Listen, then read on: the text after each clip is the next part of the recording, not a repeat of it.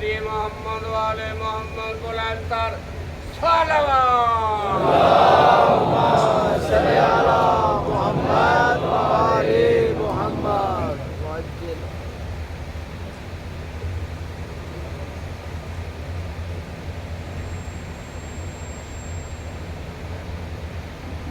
محمد و آل محمد کی ذات پہ بلند تر صلوات اللہم صلی علی محمد وآل محمد اعوذ باللہ من الشیطان الرجیم بسم اللہ الرحمن الرحیم الحمد للہ والصلاة والسلام علی رسول اللہ وآلہ آل اللہ واللعنة الدائمة على أعدائهم أعداء الله من يوم عداوتهم إلى يوم لقاء الله أما بعد فقال الله تبارك وتعالى في كتابه المجيد وفرقانه الحميد أعوذ بالله من الشيطان الرجيم بسم الله الرحمن الرحيم ومنهم من يستمع إليك وجعلنا على قلوبهم أكنة أن يفقهوه وفي آذانهم وقرا وإن يروا كل آية لا يؤمنوا بها حتى إذا جاءوك يجادلونك يقول الذين كفروا إن هذا إلا أساطير الأولين وهم ينهون عنه وينأون عنه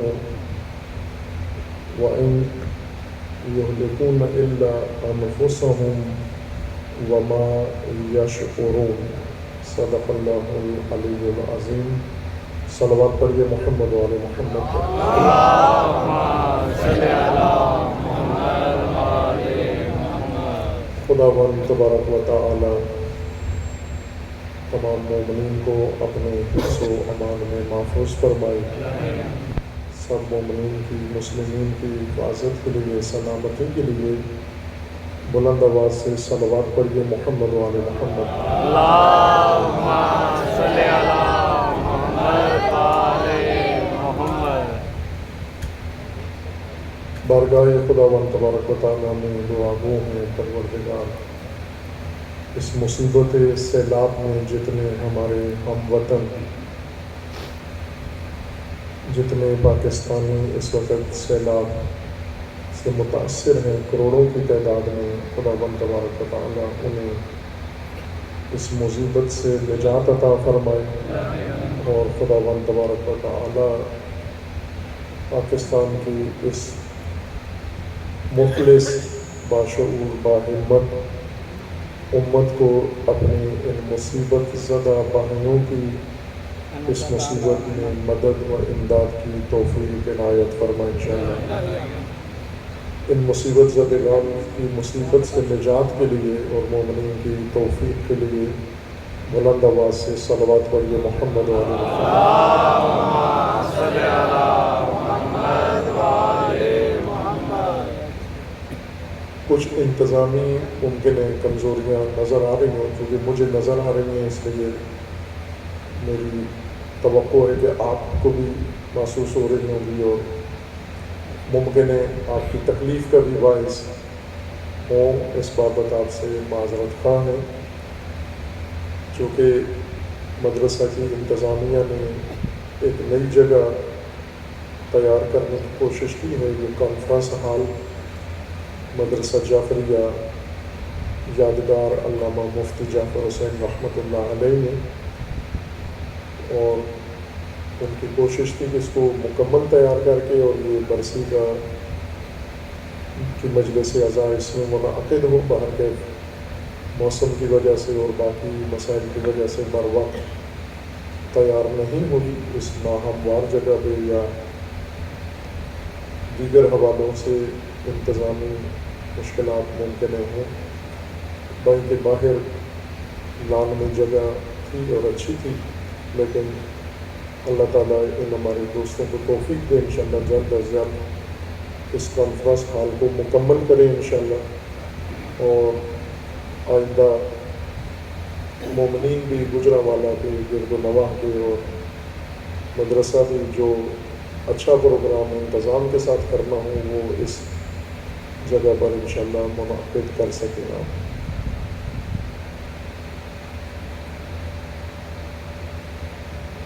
آپ کی خدمت میں سورہ مبارکہ انعام کی آیا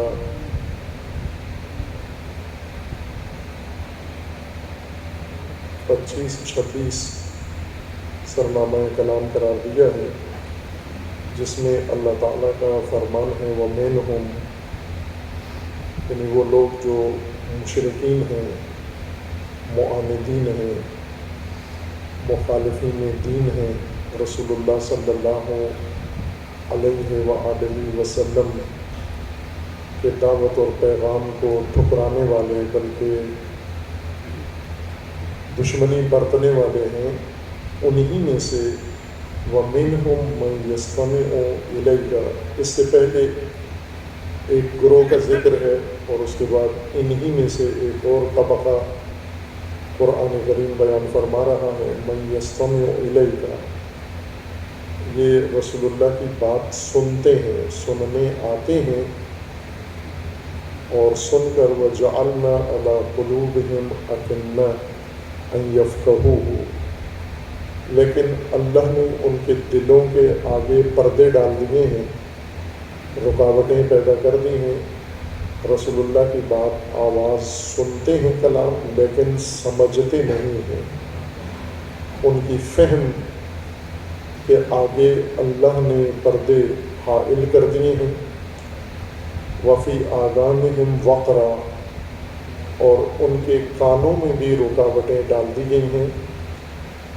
وَإِن يَرَوْا كُلَّ آیَةٍ لَا يُؤْمِنُوا بِهَا، جو بھی آیت و نشانی اللہ کی آتی ہے رسول اللہ کے پاس، اور رسول اللہ صلی اللہ علیہ وآلہ وسلم اللہ کی وہ آیت ان کے سامنے پیش کرتے ہیں، لا یؤمنوا بها، اس پر ایمان نہیں لاتے، حتی اذا جاؤوک یجادلونک، بلکہ یہ واضح آیات اور نشانیاں جو ان کے سامنے پیش کی جاتی ہیں اور یہ ایمان نہیں لاتے، نہیں مانتے، سمجھتے بھی نہیں ہیں، بلکہ الٹا رسول اللہ کے ساتھ الجھتے ہیں، جدال کرتے ہیں، ٹاکرا کرتے ہیں اور بیہودہ حجت بازی کرتے ہیں۔ یقول الذین کفروا ان ھذا الا اساطیر الاولین، اللہ کی آیات کو، وحی خدا کو، اور اس کے اندر جو ان کے لیے ہدایت کا پیغام موجود ہوتا ہے، جب رسول اللہ صلی اللہ علیہ وآلہ وسلم پیش فرماتے ہیں تو یہ جواب دیتے ہیں کہ یہ اساطیر الاولین ہیں، یہ پرانی قصے، کہانیاں اور افسانے ہیں، انہیں ہم قبول نہیں کرتے۔ وَهُمْ يَنْهَوْنَ عَنْهُ وَيَنْأَوْنَ عَنْهُ، وہ خود دوسروں کو روکتے ہیں رسول اللہ کے فرمان اور پیغام سے اور اللہ کی وحی کی طرف آنے سے، اور خود دور ہیں۔ يَنْهَوْنَ عَنْهُ، دوسروں کو نہی کرتے ہیں، رکاوٹ ڈالتے ہیں کہ وہ رسول اللہ کی جانب نہ آئیں، اور خود يَنْأَوْنَ عَنْهُ، خود دور رہتے ہیں، رسول اللہ کے قریب نہیں آتے اور دوسروں کو روکتے ہیں۔ وَإِن يُهْلِكُونَ إِلَّا أَنفُسَهُمْ وَمَا يَشْعُرُونَ، اس عمل کے ذریعے وہ اپنے آپ کو ہلاک کر رہے ہیں، اپنے آپ کو تباہ کر رہے ہیں، برباد کر رہے ہیں، لیکن اس بات کا شعور نہیں رکھتے، بے شعور ہونے کی وجہ سے اپنی ہلاکت کا بھی ان کو احساس نہیں ہے۔ جس جرم کے مرتکب ہو رہے ہیں یہ ان کے ضرر میں ہے، اس سے دین کو نقصان نہیں پہنچنے والا، اس سے رسول اللہ صلی اللہ علیہ وآلہ وسلم کو ضرر نہیں پہنچنا، اس سے اللہ کو نقصان نہیں ہوگا، سارا نقصان ان کا ہوگا اور ان کی ہلاکت ہے دنیا کی بھی اور آخرت کی بھی۔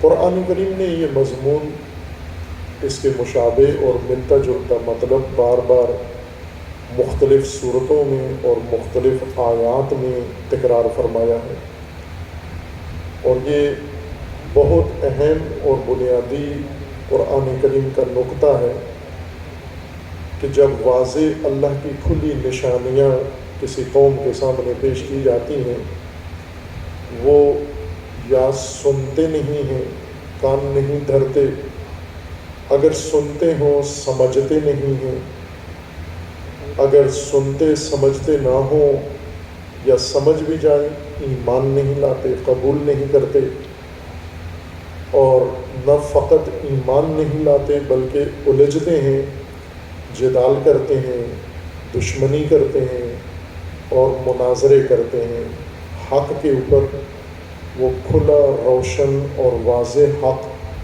جو اللہ تعالیٰ نے جلی کر کے ان کے سامنے رسول اللہ کے ذریعے سے بیان فرما دیا ہے، اور اس ساری کارروائی سے وہ اپنے آپ کو ہلاک کر رہے ہیں، اپنے ساتھیوں کو ہلاک کر رہے ہیں، تباہ کر رہے ہیں، نابود کر رہے ہیں، اپنے پیروکاروں کو، اپنے مریدوں کو، اپنے سامعین کو، اپنے قبیلے کے لوگوں کو، اپنی قوم کے لوگوں کو، اپنی تنظیم کے لوگوں کو، اپنی پارٹی کے لوگوں کو اس عمل کے ذریعے ہلاک کر رہے ہیں۔ مہلک ہے ان کا عمل، لیکن شعور نہیں رکھتے، جو کچھ کر رہے ہیں اس کے نقصان کو سمجھنے کا شعور نہیں رکھتے اور اپنی جرم کا شعور نہیں رکھتے۔ اگر ان میں شعور ہوتا تو یقیناً یہ اجتناب کرتے، نہ کرتے،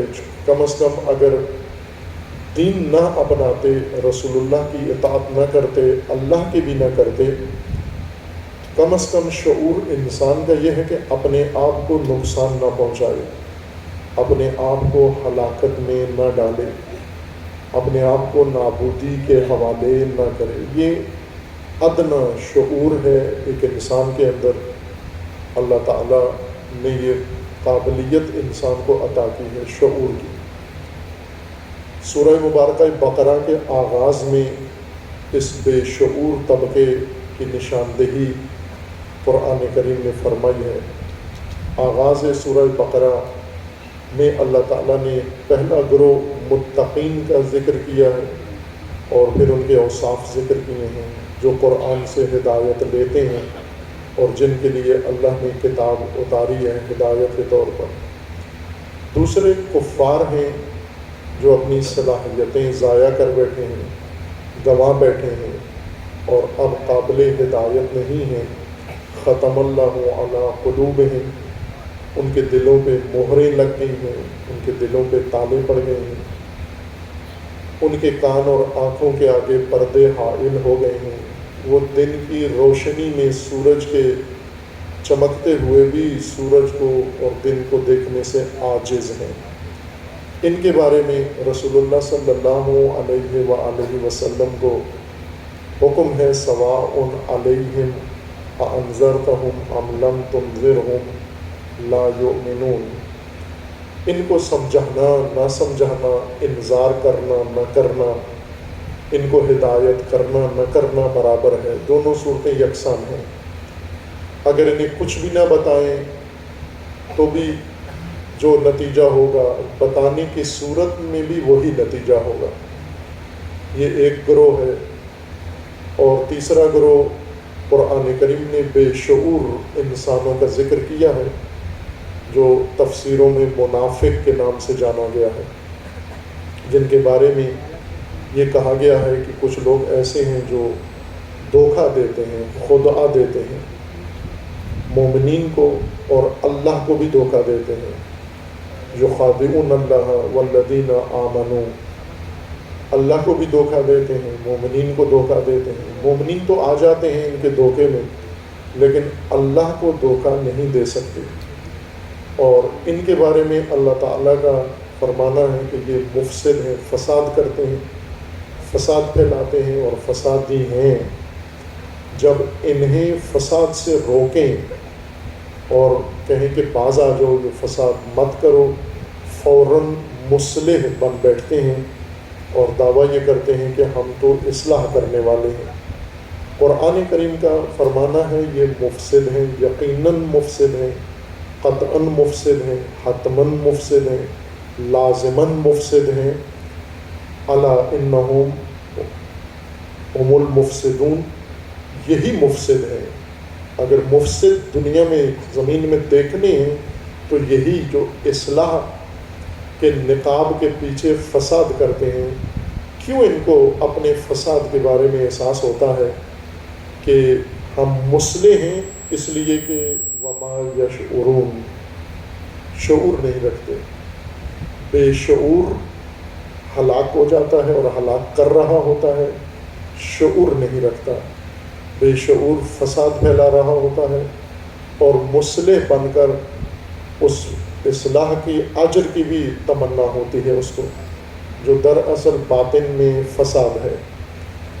شعور وہ اعلیٰ نعمت ہے جو اللہ تعالیٰ نے انسان کو عنایت کی ہے، عقل دی ہے اللہ نے، بہت عظیم نعمت، انسانیت کو کرامت، شرف، برتری، فضل تمام موجودات پر عقل کے ذریعے دی ہے، جس وجہ سے انسان اشرف ہے، مکرم ہے، معظم ہے، برتر ہے، مسجود ہے، وہ عقل ہے۔ ایک روایت میں ہے، اصول کافی میں مرحوم کلینی رحمۃ اللہ علیہ نے یہ روایت ذکر کی ہے، باقی تمام محدثین نے بھی ذکر کی ہے، اور اسی طرح کی روایت، اسی مضمون کی اہل سنت کی کتب حدیث اور منابع حدیث میں موجود ہے۔ اس میں یہ ہے کہ اللہ تعالیٰ نے تمثیلی بیان ہے۔ تمثیلی بیان کا مطلب یہ ہوتا ہے کہ کوئی گہری حقیقت ہو، اس کو سمجھانے کے لیے لوگوں کو ایک مانوس اور رائج زبان سے بات سمجھائی جائے تاکہ وہ گہری بات لوگوں کے ذہنوں میں اتر جائے۔ اور وہ بات یہ ہے کہ اللہ تعالیٰ نے جب حضرت آدم کو خلق فرمایا اور خلقت آدم کے بعد حضرت جبرائیل علیہ السلام کو روانہ کیا آدم علیہ السلام کے پاس، اور اللہ تعالیٰ کی جانب سے حضرت آدم کو 2 چیزیں پیش کی گئیں، بلکہ 3 پیش کی گئیں۔ ایک دین، عقل اور حیا۔ جبرائیل علیہ السلام اللہ کی جانب سے، خالق کی جانب سے پہلی انسانی مخلوق کے لیے ہدیہ لائے ہیں، 3 ہدایہ لائے ہیں، اور حضرت آدم سے آ کر یہ کہا کہ اللہ تعالیٰ نے یہ 3 چیزیں آپ کے لیے بھیجی ہیں، ان میں سے ایک کا آپ نے انتخاب کرنا ہے، تینوں کا انتخاب نہیں کرنا، اور باقی 2 چیزوں کو حکم ہے کہ ان 3 میں سے جس کو آدم علیہ السلام انتخاب کر لیں، باقی 2 چیزیں واپس ہو جائیں۔ انہوں نے آدم کے پاس نہیں رکنا، بلکہ جس منبع سے، خزانہ سے اللہ نے ان کو بھیجا ہے، اسی جگہ انہوں نے واپس چلے جانا ہے۔ حضرت آدم علیہ السلام کے سامنے انہوں نے پوچھا کیا 3 چیزیں ہیں، تو حکم ہوا کہ حضرت جبرائیل نے عرض کیا کہ 3 ہدیے ہیں، ایک عقل ہے، دین ہے اور حیا، ایک کو چن لیں آپ۔ حضرت آدم علیہ السلام نے عقل کو انتخاب کر لیا کہ ان 3 میں سے اگر ایک کو ہی چننا ہے تو میں عقل کو چن لیتا ہوں۔ جب عقل انتخاب کر لی گئی تو حضرت جبرائیل نے باقی 2 ہدیوں کو کہا کہ آپ لوٹ جائیں اپنے رب کے پاس، آدم نے آپ کو انتخاب نہیں کیا۔ لیکن دین اور حیا نے، چونکہ عقل کو چن لیا، دین اور حیا کو انتخاب نہیں کیا، دین اور حیا نے جانے سے انکار کر دیا کہ ہم تو واپس نہیں جا سکتے، ہمیں یہیں رہنا ہے آدم کے پاس۔ تو حضرت جبرائیل نے کہا کہ آپ کو اللہ کا فرمان یاد نہیں ہے کہ اللہ کا حکم یہ تھا کہ کہ 3 میں سے ایک کو چنا جائے گا، جسے چنا جائے گا وہ وہاں رک جائے گی، باقی 2 چیزیں واپس۔ تو دین اور حیا نے جبرائیل علیہ السلام سے کہا کہ ایسا ہی ہے، آپ جو کچھ کہہ رہے ہیں یہ حق ہے اور درست ہے، لیکن اللہ نے علیحدہ سے ہمیں پہلے سے یہ حکم دے رکھا ہے دین اور حیا کو کہ آپ نے ہمیشہ عقل کے ساتھ رہنا ہے، عقل سے دور نہیں رہنا، ہمیشہ جہاں عقل ہو وہاں آپ نے بھی رہنا ہے۔ اس لیے ہمیں حکم تھا کہ عقل کے ساتھ رہنا ہے۔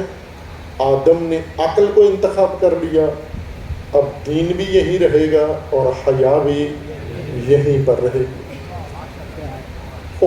اس طرح کی اور بھی بہت ساری روایات ہیں، احادیث ہیں، فریقین کی کتب میں موجود ہیں، جو عقل کی نعمت کو انسان کے لیے واضح کر رہی ہیں۔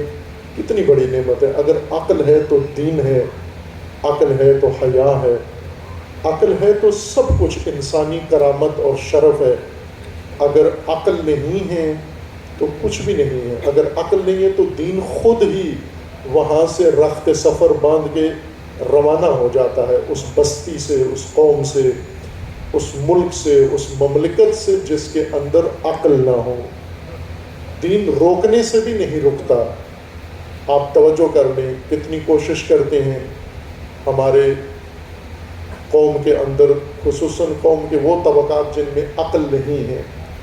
تکلف سے کام نہ لیا کرے، اب سیلاب آیا ہوا ہے تو مان لیں کہ سیلاب آیا ہوا ہے، اگر گرمی ہے تو قبول کر لیں کہ اس وقت موسم گرما کا ہے، حبس کا موسم ہے، برسات کا موسم ہے۔ اگر آپ کا ملک سیاسی افراتفری کا شکار ہے تو قبول کر لیں کہ سیاسی بے ناپائیداری موجود ہے آپ کے ملک میں، مہنگائی کا اعتراف کر لیں، جس چیز میں گرفتار ہو، مبتلا ہو، اس کا اعتراف کر لو۔ اور یہ بات آپ اعتراف کر لیں کہ ہمارے کام مجموعی طور پر پاکستان کے کچھ طبقات اور زیادہ طبقات کے اعمال اس بات کی گواہی دیتے ہیں کہ ان میں عقل موجود نہیں ہے۔ عقل نہیں ہے تو دین بھی نہیں ہوگا۔ بے شک کوئی عقل کے بغیر دین کو روکنے کی کوشش کرے، کوئی علامہ، کوئی مجتہد، کوئی فیلسوف، کوئی اسکالر، کوئی مفتی، کوئی بھی، یہ ناممکن ہے عقل کے بغیر دین کو انسانی معاشرے میں روک سکے، اور عقل کے بغیر دین کو انسان کو تعلیم دے سکے، چونکہ دین کی تعلیم ساری عقلی بنیادوں پر اللہ تعالیٰ نے مقرر فرمائی ہے۔ یہ ایک بڑی نعمت ہے جو اللہ تعالیٰ نے عقل کی صورت میں عطا کی ہے۔ دوسری بڑی نعمت جسے قرآن کریم میں بھی اللہ تعالیٰ نے ذکر فرمایا ہے وہ علم ہے۔ حضرت آدم علیہ السلام کو اللہ تعالیٰ نے وجود دیا، لباس خلقت عطا کیا، شرف انسانیت عطا کیا، خلیفۃ اللہ قرار دیا، ملائکہ کا مسجود قرار دیا، اور کائنات کی برتر مخلوق کا رتبہ دیا۔ یہ سب کچھ جس نعمت کے ذریعے ملا اس کا نام علم ہے۔ جب اللہ تعالیٰ نے آدم کی خلقت کا ارادہ ظاہر کیا ملائکہ پر، تو ملائکہ نے سوال اٹھایا، شیطان نے اعتراض اٹھایا، ملائکہ نے سوال اٹھایا کہ کیوں ہم تسبیح بھی کرتے ہیں، ہم تقدیس بھی کرتے ہیں، ہم عبادت بھی کرتے ہیں، یہ جو بنایا ہے اس کی ترکیب بتاتی ہے، اس کا میٹیریل بتاتا ہے، اس کا نقشہ بتاتا ہے، یہ فسادی بھی ہوگا اور یہ دہشت گردی بھی کرے گا، یہ خون ریزی بھی کرے گا۔ جا کر کہاں سے ملائکہ کو پتہ چلا؟ نقشے سے پتہ چل گیا، ڈیزائن سے پتہ چل گیا۔ آج ایک مکینک کو آپ کوئی گاڑی کا دکھائیں تو وہ دیکھ کر ہی کہتا ہے یہ گاڑی کیا خرابیاں کرے گی، چلتے ہوئے رک جائے گی، بند ہو جائے گی، چڑھائیوں پہ رک جائے گی، تمہیں کیا پتہ، یہ تو فیکٹری نے بنائی ہے۔ وہ چونکہ مکینک جانتا ہے گاڑی کے راز، جس میٹیریل سے یہ گاڑی بنی ہوئی ہے، جس ٹیکنالوجی سے یہ گاڑی بنی ہوئی ہے، اس گاڑی نے یہی کام کرنا ہے۔ اللہ تعالیٰ نے پہلے بتا دیا تھا کہ میں آدم زمین پہ پیدا کر رہا ہوں اور آدم کو مٹی سے پیدا کر رہا ہوں. وہ کافی تھا. ملائکہ تو خود اللہ تعالیٰ کے کارخانہ کائنات و کارخانہ خلقت کے عملہ ہے، اسٹاف ہے اللہ تعالیٰ کا، لیبر ہے یہ. انہی کے ذریعے تو اللہ نے کائنات بنائی بھی ہے، مٹی بھی بنائی ہے، زمین بھی بنائی ہے، کائنات بھی بنائی ہے ملائکہ کے ذریعے سے. ملائکہ واسطہ ہیں. تو انہیں تو پتہ تھا کہ مٹی کا بنا ہوا کیسے ہوتا ہے، اس کے اندر کیا خصائل ہوتے ہیں. لہٰذا انہوں نے کہہ دیا کہ یہ خرابیاں کرے گا، یہ زمین کو بھی خراب کر دے گا. آدم انسان کے آنے سے پہلے زمین پرامن تھی، زمین آباد تھی، زمین سرسبز تھی، زمین پہ بالکل امن تھا. جاندار محفوظ تھے، حشرات محفوظ تھے، فصلیں محفوظ تھیں، کھیت محفوظ تھے، دریا محفوظ تھے، پہاڑ محفوظ تھے. کسی نے بھی زمین کے ماحول کو خراب نہیں کیا. تو ملائکہ نے کہا کہ یہ زمین اتنی محنت سے بنائی ہے، اسے زمین پر بھیج رہے ہیں، یہ ساری زمین خراب کر دے گا، فساد کرے گا زمین میں. اللہ تعالیٰ نے یہ نہیں کہا کہ آپ غلط کہتے ہو، آپ کا تجزیہ اندازہ ٹھیک نہیں ہے، اور یہ بھی نہیں کہا کہ ٹھیک کہتے ہو، یہ ایسا ہی ہے، یہ جا کے زمین برباد کر دے گا. دونوں ہاں یا نہ میں جواب نہیں دیا، بلکہ یہ فرمایا ایک پہلو تمہارے پیش نظر ہے، اس پہلو کے مطابق یہ یہی کرے گا، لیکن ایک دوسرا پہلو میرے مد نظر ہے جسے میں جانتا ہوں تم نہیں جانتے. اگر میں وہ ظاہر کر دوں تمہارے سامنے تو تم بھی اس کو تسلیم بھی کر لو گے، جھک جاؤ گے. وہ کیا کیا آدم علیہ السلام کے ساتھ اللہ نے؟ پناہ تو پہلے دیا تھا، خلقت تو پہلے مکمل ہو گئی. اب ملائکہ متاثر نہیں ہیں خلقت آدم سے، بلکہ متاسف ہیں، پریشان ہیں کہ یہ کیا بنا دیا اللہ نے. آپ تو پریشان نہیں ہوتے کسی کو بھی آپ کا حاکم بنا دیا جائے، صدر بنا دیا جائے، وزیر اعظم بنا دیا جائے، آپ تو بنگڑے ڈالتے ہو، دمالے ڈالتے ہو. ملائکہ پریشان ہو گئے، پوری کائنات کے ملائکہ، اب کیا ہوگا، یہ کیا بنا دیا اللہ نے، یہ تو زمین کو ہی جا کے برباد کر دے گا، یہ ہماری ساری محنت رائگان چلا جائے گی ساری، یہ کیا کر دیا. اگر چونکہ ملائکہ میں شعور تھا، احساس تھا، پتہ تھا یہ کیا کرنے والا ہے. وہ پہلو اللہ نے کیا دکھایا، کیا جھلک دکھائی. علم آدم الاسماء کلہا، آدم کو اللہ نے علم دیا حقائق کا، اسماء کا، اور وہ بھی تمام حقائق کا علم اللہ نے آدم کو دے دیا، جو آدم کے لیے ضروری تھا. اور جو آدم کے لیے ضروری ہے وہ آدمی کے لیے بھی ضروری ہے. آدمی یعنی آدم سے بنا ہوا، آدم کی اولاد، آدم کی ذریت، آدم کی نسل. علم آدم الاسماء کلہا، جب یہ تعلیم دے دی، علم دے دیا، ملائکہ کو کہا کہ اب آپ بتاؤ، اعتراض کرنے والے، سوال اٹھانے والے، آپ بتاؤ یہ حقائق کیا ہیں.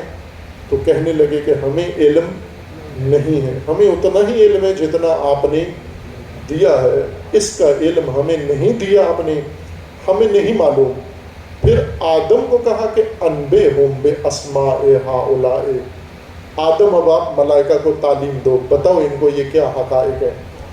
آدم نے پھر اپنے علم کا جب اظہار کیا ملائکہ کے سامنے، اس کے بعد ملائکہ کا اعتراض بھی ختم ہو گیا، سوال بھی ختم ہو گیا، معمہ بھی حل ہو گیا، سب کچھ حل ہو کے، بلکہ ملائکہ دست بستہ تسلیم ہوئے اور سجدہ کیا آدم کو، اور اسے زمین کا خلیفہ مان لیا، قبول کر لیا.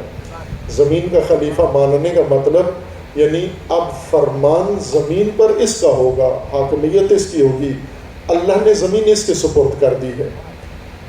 اور یہ علم تھا. عقل کے بعد دوسری نعمت اللہ تعالیٰ نے عقل کی عطا کی ہے، علم کی عطا کی ہے. عقل وہ قابلیت ہے، صلاحیت ہے جس سے انسان کو تمام مخلوقات پر برتری ملی. علم وہ قابلیت ہے، صفت ہے جس کی وجہ سے ملائکہ پر آدم کو برتری ملی. اور پھر یہ دو کافی نہیں ہیں، عقل اور علم، ایک تیسری نعمت بھی اللہ تعالیٰ نے اس کے ساتھ اضافہ کی، اور وہ ہے شعور۔ شعور بھی اللہ نے آدم اور آدمی کے لیے، بنی آدم کے لیے مقرر فرمایا۔ عقل وہ انسان کی قابلیت، صلاحیت، طاقت، قوت جس کی مدد سے انسان حقائق کو سمجھتا ہے۔ علم وہ روشنی ہے جس کی وجہ سے حقائق کو دیکھتا ہے۔ علم روشنی ہے اور عقل قابلیت کا نام ہے، صلاحیت کا نام ہے۔ علم روشنی پھیلاتا ہے تو عقل کو سارا منظر نظر آ جاتا ہے، یعنی عقل آپ کی آنکھ کی طرح ہے اور علم اس لائٹ کی طرح ہے۔ ابھی آنکھیں کھلی رکھیں، لائٹ آف ہو جائے، اور خصوصاً اگر رات کا منظر ہو، یہاں ویسے دوستوں نے کوشش کی ہے رات بنانے کی، کامیاب نہیں ہوئے۔ اگر لائٹ آف ہو جائے، سارے حقائق موجود ہیں، کہ جو کچھ در و دیوار ہے یہ موجود ہے، لیکن ہمیں دکھائی نہیں دے گا۔ آنکھیں کھلی ہیں، حقائق بھی موجود ہیں، دکھتے نہیں ہیں۔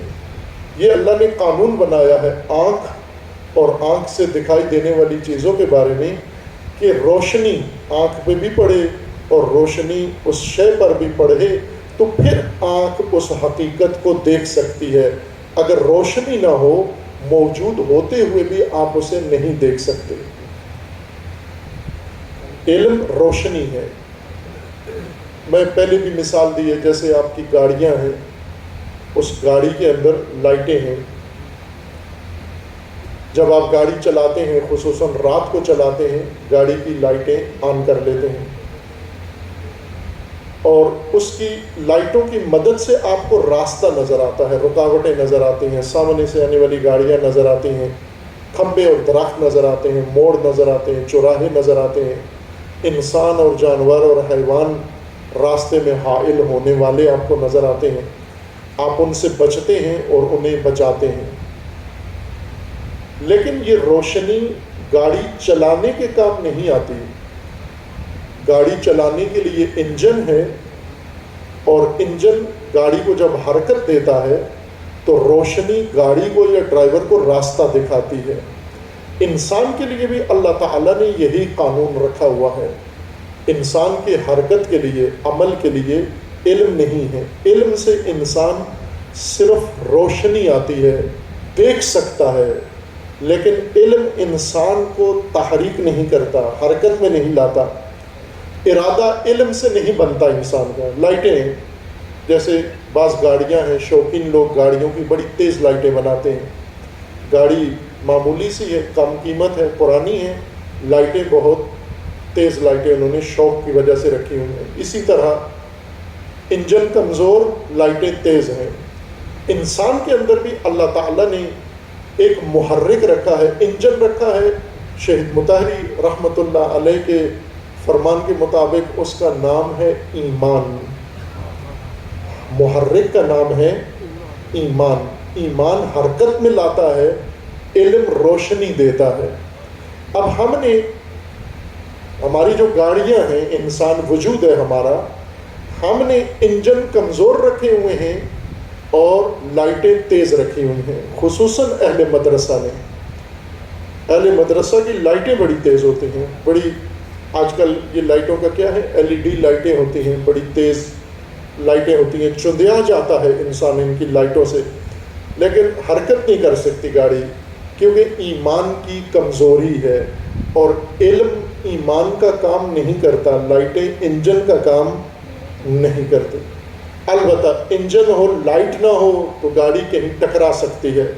انسان مومن ہو، ایمان پکا ہو، مضبوط ہو، علم نہ ہو، یہ یا دیوار میں لگے گا، یا دیوار اس میں لگے گی، یا یہ گدے میں لگے گا، یا گدا اس میں لگے گا۔ صلوات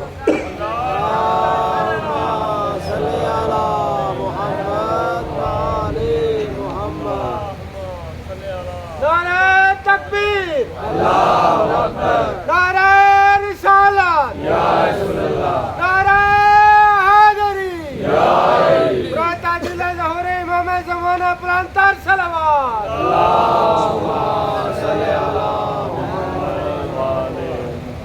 ایمان یہ اصل محرک ہے، انسان کو حرکت میں ایمان لاتا ہے، علم روشنی دکھاتا ہے۔ اب لائٹیں تو آن ہو گئی، انجن بھی سٹارٹ ہے، گاڑی نے چلنا بھی شروع کر دیا، جانا کہاں ہے؟ گاڑی اب چلا لی، روشن کر لی، آن ہو گئی، سٹارٹ ہو گئی، انجن بہترین، بہت ہی پاورفل انجن ہے۔ آپ جن طاقتور انجنوں سے آشنا ہے، سب سے طاقتور کون سا ہے؟ گاڑیوں کے، آپ کے نہیں، گاڑیوں کے انجن پوچھو، وہی گاڑیاں جو آپ کے پاس ہیں، اتنا تو پتہ ہوگا نا آپ کو جی۔ ٹریکٹر کا کہہ رہے، ٹریکٹر کا انجن سب سے قوی ہے، گاڑیوں کے بھی ہیں مضبوط انجن ہیں، لائٹیں بھی گاڑی کی بہترین ہیں۔ آپ نے گاڑی سٹارٹ کر لی، لائٹیں بھی آن کر لی، اب جانا کہاں ہے؟ انجن سے پوچھو، وہ کہتا ہے میرا کام یہ بتانا نہیں ہے جانا کہاں ہے، میرا کام ہے جدھر جانا ہے حرکت میں نے دینی ہے۔ لائٹ سے پوچھو جانا کدھر ہے، اس نے کہا مجھے کیا پتا کہاں جانا ہے، جدھر جانا ہے دکھانا میں نے ہے تجھے۔ یہ کسی اور منبع سے پوچھ کے جانا کہاں ہے، راستہ جو تجھے بتائے، اس نعمت کا نام شعور ہے، جس کے ذریعے سے انسان کو جہت ملتی ہے، راستوں کی پہچان ہوتی ہے، صحیح اور غلط کی تصدیق ہوتی ہے، تمیز ہوتی ہے، حق اور باطل میں فرق معلوم ہوتا ہے۔ یہ شعور، اس توانائی کا نام شعور ہے، اور اللہ نے انسان کو اپنی لطف و رحمت سے نوازا ہے، شعور سے نوازا ہے۔ باقی مخلوقات میں سے کسی کو شعور نہیں دیا، بعضوں کو عقل دی، بعضوں کو علم دیا، لیکن یکجا تین چیزیں، ایمان بھی ہو، عقل بھی ہو، علم بھی ہو اور شعور بھی ہو، یہ فقط انسان کے لیے اللہ نے مخصوص کر دیا ہے۔ لیکن یہ تینوں چیزیں انسان کا ایک عمومی قانون ہے، جو میں نے تکرار کیا ہوا ہے، اپنے تکرار کی بھروسے پر کہنا شاید مناسب ہوگا کہ آپ سب کو پتہ ہے، سنا ہوگا آپ نے، کیونکہ اتنا زیادہ میں نے تکرار کیا ہے۔ اب تو شاید ہی مومنین میں سے کوئی ہو جو کہے میں نے یہ نہیں سنا آج تک۔ سنا ہے تو بھی دوبارہ سنیں، چونکہ یہ تکرار کے لیے ضروری چیز ہے، اور آپ خود بھی اس کا تکرار کیا کریں، دوسروں کو بھی توجہ دلائیں، خود اپنے سمجھنے کے لیے بھی اس کو توجہ کریں کہ اللہ نے انسان کو، میں قرآنی ان خلقت کے متعلق اللہ تعالیٰ نے جو آیات خلقت انسان کے بارے میں بیان کی ہیں، میں ان ساری آیات کا نچوڑ آپ کی خدمت میں عرض کر رہا ہوں۔ سورہ مومنون کی آیات ہیں، دیگر صورتوں کے اندر مفصل اللہ تعالیٰ نے انسان کی خلقت کا جہاں جہاں ذکر کیا ہے، ان سب کا ماحاصل سورہ فاطر میں ہے، دیگر بہت ساری صورتوں میں ہے، کہ خلقت انسان کا قانون یہ ہے کہ اللہ نے انسان کو انسان بنا کر نہیں پیدا کیا، انسان بننے کے لیے پیدا کیا ہے۔ جب انسان خلقت کے کارخانے سے باہر آتا ہے، انسان نہیں ہوتا بلکہ انسانیت کا بیج پیدا ہوتا ہے۔ یہ جس کی آپ دعا کرتے ہیں نا، دعا کریں اللہ نرینہ اولاد دے، یعنی نر دے خدا، اب یہ نر ہوتا ہے پیدا ہوتے ہی، لیکن انسان نہیں ہے بلکہ بیج ہے انسانیت کا۔ اب بیج آگے کسان پر اس کا انحصار ہوتا ہے کہ بیج کو اگا کے پودا بنا لے، یا بیج کو پیس کے پزا بنا لے، یا بیج کو ویسے کچا کھا جائے، یا راستے میں کسی جگہ پھینک دے، بیج ضائع کر دے۔ یہ انسان پر ہے۔ بیج آپ کے پاس ہوتے ہیں فراوان، آپ کچھ بیج بوری میں بند کر کے سنبھال رکھتے ہیں اگلے موسم میں کاشت کے لیے، کچھ بیج آپ جا کے اس کو وہ پٹھی والے کو دے کے دانے بنا کے کھا لیتے ہو، کچھ کے آپ چپس بنا لیتے ہو، مختلف چیزیں، کچھ کا آٹا، کچھ کی روٹی بنا لیتے ہو۔ یہ جو کچھ کھا لیتے ہو یہ بیج نہیں رہا، اب یہ استعمال ہو گیا، ضائع ہو گیا، لیکن جو آپ نے سنبھال کے رکھا ہوا ہے دوبارہ زمین میں کاشت کرنا ہے، اس نے پھر اگنا ہے اور بیج سے پودا نکلنا ہے۔ اللہ نے انسان کو انسان نہیں بنایا، انسان کا بیج بنایا ہے۔ یہ بچہ جو پیدا ہوتا ہے بیج ہے انسان کا، انسان نہیں ہے۔ اس بیج کو انسان بننا ہے، اس کا ایک حصہ ماں باپ معاشرے نے اور نظام تعلیم نے انجام دینا ہے، ایک حصہ اس نے خود پودا اور انسان بننے کے لیے سفر طے کرنا ہے۔ یعنی جو کچھ اللہ نے انسانیت کے امتیازات، انسانیت کی اعلیٰ خصائل انسان میں رکھے ہیں، کہنا یہ چاہتا ہوں کہ یہ سب بنے بنائی نہیں ہیں، ان کو بنانا ہوگا، ان کو پالنا ہوگا، ان کی پرورش کرنا ہوگی، ان کو اگانا ہوگا، ان کو بڑھانا ہوگا، ان کو اجاگر کرنا ہوگا۔ یعنی عقل کی بیج ہے تمہارے اندر، ابھی عقل نہیں آئی ہے، عقل کی بیج کو کھول کے عقل کا تناور درخت اپنے وجود کے اندر اگانا ہوگا۔ اور اسی طرح علم کی صلاحیت اور بیج ہے، علم نہیں ہے، یہ علم حاصل کرنا ہوگا۔ شعور کی بھی اللہ نے قابلیت تمہارے اندر رکھ دی ہے، لیکن شعور ابھی ڈالا نہیں ہے۔ اس قابلیت کے اندر شعور بھرنا تمہارا کام ہے۔ شعور کے لیے منابع اللہ نے رکھ دیے ہیں۔ سب سے بڑا منبع شعور کا وحی ہے اللہ کی طرف سے۔ خداوند تبارک و تعالیٰ نے انبیاء کرام کو جو کچھ بشر کے لیے اتارا ہے اس سارے کا اگر مختصر نام لیں، کئی نام ہیں اس کے، دین اس کا نام ہے، ہدایت اس کا نام ہے، کتاب اس کا نام ہے، ذکر اس کا نام ہے، نور اس کا نام ہے، یہ سب اسی ایک حقیقت کے نام ہیں، مختلف پہلوؤں کی وجہ سے، مختلف صفات کی وجہ سے۔ لیکن حقیقت میں روح میں وہ کیا چیز ہے جو اللہ نے آسمان سے انسان کے لیے انبیاء کے ذریعے سے اتاری ہے آسمانی کتابوں میں؟ وہ انسان کی انسانیت کی پرورش کے لیے، ایمان کا محرک پیدا کرنے کے لیے، عقل کی رشد و پرورش کے لیے، علم بڑھنے کے لیے اور شعور پیدا کرنے کے لیے، یہ سارا مجموعہ شعور عطا کرتا ہے۔ اب ہمارے علماء نے جو انہیں چیز خود سمجھ آئی یا پسند آئی، علماء بھی ذرا نارمل لوگ ہوتے ہیں، آپ ہی کی طرح کے ہوتے ہیں، ہر چند بعض لوگ نہیں سمجھتے علماء کو۔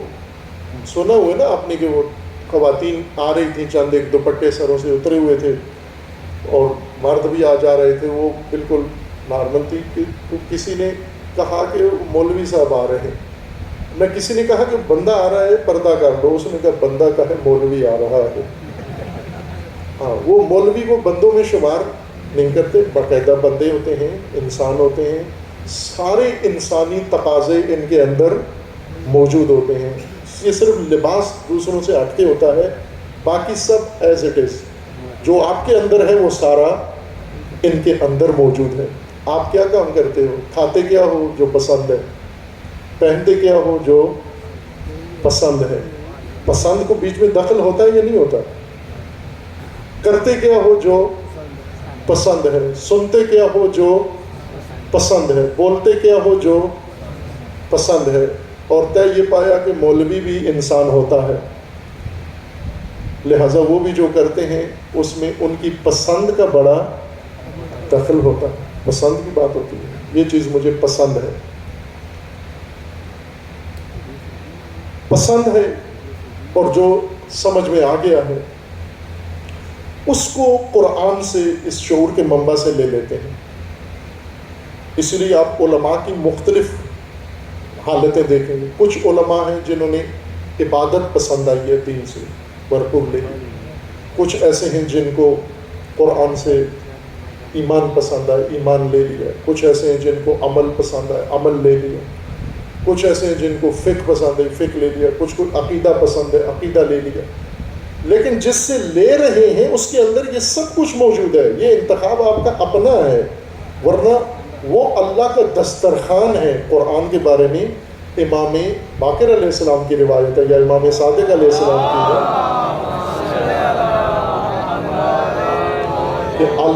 القرآن مادبات اللہ، قرآن اللہ کا دسترخوان ہے، سبحان اللہ، ماشاء اللہ، دسترخوان ہے اللہ کا۔ اللہ نے انسان کے لیے جو کچھ پسند کیا ہے اللہ نے وہ اپنے دسترخوان پہ چن دیا ہے۔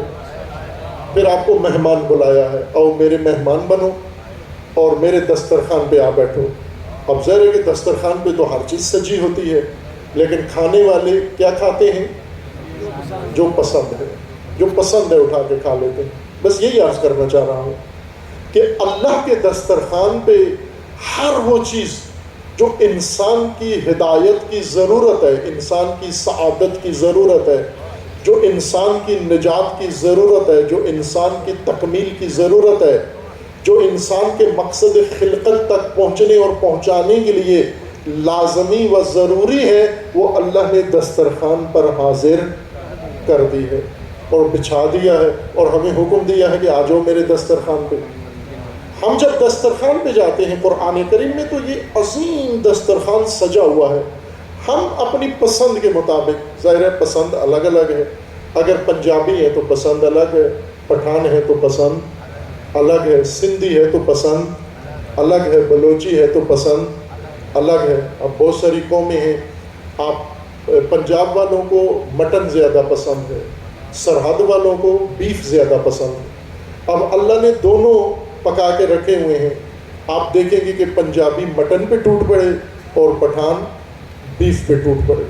پشتون پسند ہے نا، اپنی اپنی پسند ہے۔ آپ پشاور میں جائیں، بہترین کھانا منگوائیں، وہ بیف لے آئیں گے آپ کے لیے۔ کابلی پلاؤ بیف کا بنا ہوا ہے، پشاوری پلاؤ بیف کا بنا ہوا ہے، فلاں قورمہ بیف کا بنا ہوا ہے، کباب چپل کباب بیف کا بنا ہوا ہے، ہر چیز بہترین چیز ان کی بیف کی بنی ہوئی ہے۔ پنجاب میں سب سے بہترین کھانا مٹن کا بنا ہوا ہے۔ پسند ہے نا، اپنی اپنی الگ الگ پسند ہے۔ لیکن اللہ نے قرآن میں یہ تمیز کیے بغیر یہ فرمائے کہ یہ سب تمہارے لیے ہے، جو پسند کیا ہے وہ بھی تیرے لیے ہے، جسے چھوڑ دیا ہے وہ بھی تیرے لیے ہے۔ اب ہم نے قرآن سے علم بھی تھوڑا سا لے لیا، ہدایت بھی تھوڑی سی لے لی، شریعت بھی تھوڑی سی لے لی، اپنے اپنے مزاج کے مطابق۔ میں اپنے ایک شاگرد کو، طالب علم کو سمجھا رہا تھا یہ بات، تو میں نے اس کو مثال دی کہ آپ چڑیا دیکھتے ہو دانے چگتی ہے، سارا دن چگتی رہتی ہے دانے۔ چڑیا بہت محنتی پرندہ ہے، جثہ اس کا بڑا محدود، اور سارا دن وہ درخت پہ بیٹھے ہوئے چہچہا رہی ہے اور دانا چگ رہی ہے۔ اگر آپ اس چڑیا کو پکڑ لیں اور اس کا پوٹا، اس کے معدے کا نام ہوتا ہے پوٹا، جس کے اندر دانا ہوتا ہے، سنگدان بھی اس کو کہتے ہیں، فارسی میں سنگدان ہے، سنگچین یا سنگدان، اور آپ اس کو پوٹا کہتے ہیں۔ اس کا پوٹا کھولے، سارا دن چگ چگ کے تھک گئی ہے، چونچ توڑ لی ہے اس نے، اندر پوٹے میں کتنے دانے ہیں گنے جا سکتے ہیں؟ کتنی گنجائش ہوگی ایک چڑیا کے پوٹے میں؟ 5 دانے ہوں گے، 7 دانے ہوں گے، 10 دانے ہوں گے، اتنے ہی ہوں گے، اس سے زیادہ نہیں ہو سکتے۔ ہم جو یہ ساری عمر چڑیا چگتی ہے، سارا دن چگتی ہے، تو میں اپنے اس عزیز کو یہ بتا رہا تھا کہ ہم ساری عمر علم حاصل کرتے ہیں، قرآن پڑھتے ہیں، دین پڑھتے ہیں، شریعت پڑھتے ہیں، اور چڑیا کی طرح ہمارا اگر کوئی پوٹا کھول کے دیکھے کتنا علم اندر آیا ہے، شاید چڑیا کا دانہ زیادہ ہو، ہمارا علم تھوڑا ہو، نہیں کیا اتنا۔ لیکن اللہ نے یہ ظرف بڑا رکھا تھا کہ اگر تم علم حاصل کرنا چاہو کتنا حاصل کر سکتے ہو، پوری کائنات کے برابر، پوری کائنات کے مطابق، پوری کائنات کے اندازے کا علم آپ حاصل کر سکتے ہیں۔ یہ اللہ نے انسان کے پوٹے میں یہ گنجائش رکھی ہے۔ کائنات کتنی بڑی ہے، ابھی یہ نئی جو انہوں نے بھیجی ہے دوربین، کیا نام ہے اس کا؟ James Webb. اب یہ کائنات کی مزید وسعتیں آپ کو دکھا رہی ہے۔ اس ٹیلیسکوپ نے یہ انسان کو بتایا ہے کہ کئی ارب سال پہلے جو ستارے وجود میں آئے تھے، کروڑوں سال پہلے اور وجود میں آ کے پھر ٹکرا کے ختم بھی ہو گئے، ان کا نور ابھی راستے میں ہے. وہ کروڑوں سال پہلے بن کے ٹوٹ گئے، ختم ہو گئے، اب موجود نہیں ہیں، لیکن ان کا نور مسلسل کائنات میں سفر کر رہا ہے.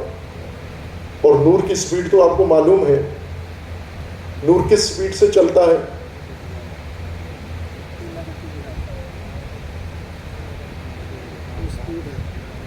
موبائل میں نہیں ہے جی،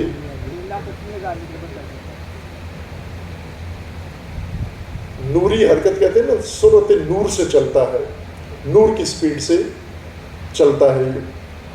نور اتنی سپیڈ سے چلتا ہے، اور اس سپیڈ سے چلتے ہوئے اس کو کروڑوں سال ہو چکے ہیں، کروڑوں نوری سال، لیکن یہ نور ابھی کائنات کے وسط میں نہیں پہنچا، یہ کائنات میں زمین تک نہیں پہنچا.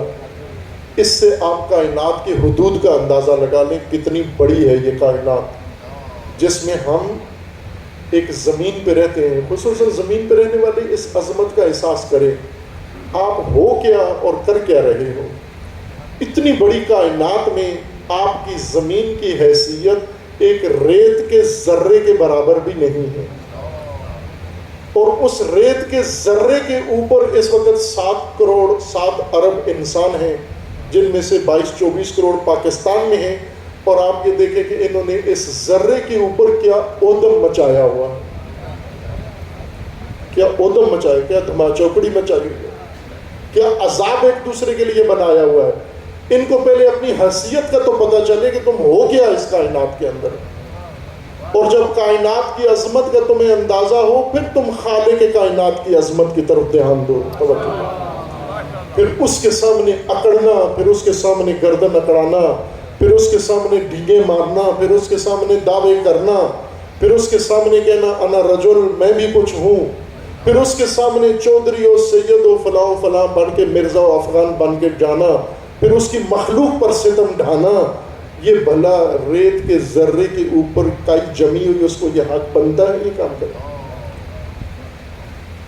لیکن اسی ریت کے ذرے کے اوپر بستی میں جو آباد ہے یہ قطرہ، اس کو اللہ نے وسعت اتنی دی ہے، نعمتیں اتنی دی ہیں کہ اگر یہ حاصل کرنا چاہے کتنا علم حاصل کر سکتا ہے، پوری اس وسیع کائنات کے برابر علم حاصل کر سکتا ہے اگر چاہے. اپنا پوٹا بڑھا لے، چونکہ اللہ نے یہ عقل کا ظرف انسان کا اتنا بڑا بنایا. اب اس میں اگر ہم ایک دوسرا شعبہ ہے اس کی طرف بھی دھیان دیں، انسان کے اندر عقل ہے، علم ہے اور شعور. دوسری طرف چونکہ زمین پہ ہے وہ جس نے ملائکہ کو پریشان کر دیا، یہ چیزیں ملائکہ کو پتہ نہیں تھی کہ اس کے اندر عقل بھی ہے، اس کے اندر علم بھی ہے، اور اس کے اندر شعور بھی ہے. یہ نہیں تھا پتہ ملائکہ کو، اور اللہ نے یہ پہلو دکھا دیا جس سے وہ تسلیم ہو گئے. لیکن جو پہلو پہلے سے ملائکہ کو پتہ تھا، معلوم تھا، پوچھنے کی ضرورت نہیں تھی، اور وہ کیا تھا؟ وہ فسادی پہلو. فسادی کیا کہ اس کے اندر اوجری بھی ہے، اس کے اندر شہوت بھی ہے، اس کے اندر ہوس بھی ہے، اس کے اندر خواہشات بھی ہیں، اس کے اندر یہ تمنائیں بھی ہیں. یہ ساری چیزیں اس کے اندر ہیں، اور یہ ساری چیزیں جب ابھر آئیں اس کے اندر، بھڑک اٹھیں، پھر یہ تباہی پھیلانا شروع کرتا ہے. عقل مر جاتی ہے، شعور دب جاتا ہے، علم ہوتے ہوئے انسان کا علم ناکارآمد ہو جاتا ہے. جب وہ دوسرا شعبہ، دوسرا آتش فشان لاوا بن کے پک کے بھڑک اٹھتا ہے، پھر عقل کو بھی دبا دیتا ہے. ملائکہ کی اس پہ نگاہ تھی، اس کے اندر تو یہ آتش فشانی مادہ ہے، یہ تو بہت خطرناک مخلوق ہے، یہ تو شہوت ران ہے، یہ تو ہوس ران ہے، یہ تو اقتدار پسند ہے، یہ شہرت پسند ہے، یہ ہر چیز ہڑپنے کا خواہش مند ہے. اگر یہ اس کے اندر یہ چیزیں بیدار ہو گئی، یہ درندوں سے بڑا درندہ بن جائے گا. اب آپ نے دیکھا کہ بنا ملائکہ کی بات اتنی غلط نہیں تھی، ہمیں یہ بات سمجھنے کے لیے دور جانے کی ضرورت نہیں ہے. آپ ابھی موجودہ صورتحال پاکستان کی دیکھ لیں. پاکستان اس وقت ڈوبا ہوا ہے پانی میں. زیادہ تر حصہ سیلاب کی نظر ہو گیا ہے. کہیں پہ پانی آیا، ریلا آیا، تباہی مچا کے گزر گیا پہاڑی علاقوں میں، کوہستانی علاقوں میں، لیکن کہیں پہ پانی چڑھا اور ٹھہر گیا اور رکا ہوا ہے جیسے میدانی علاقوں میں.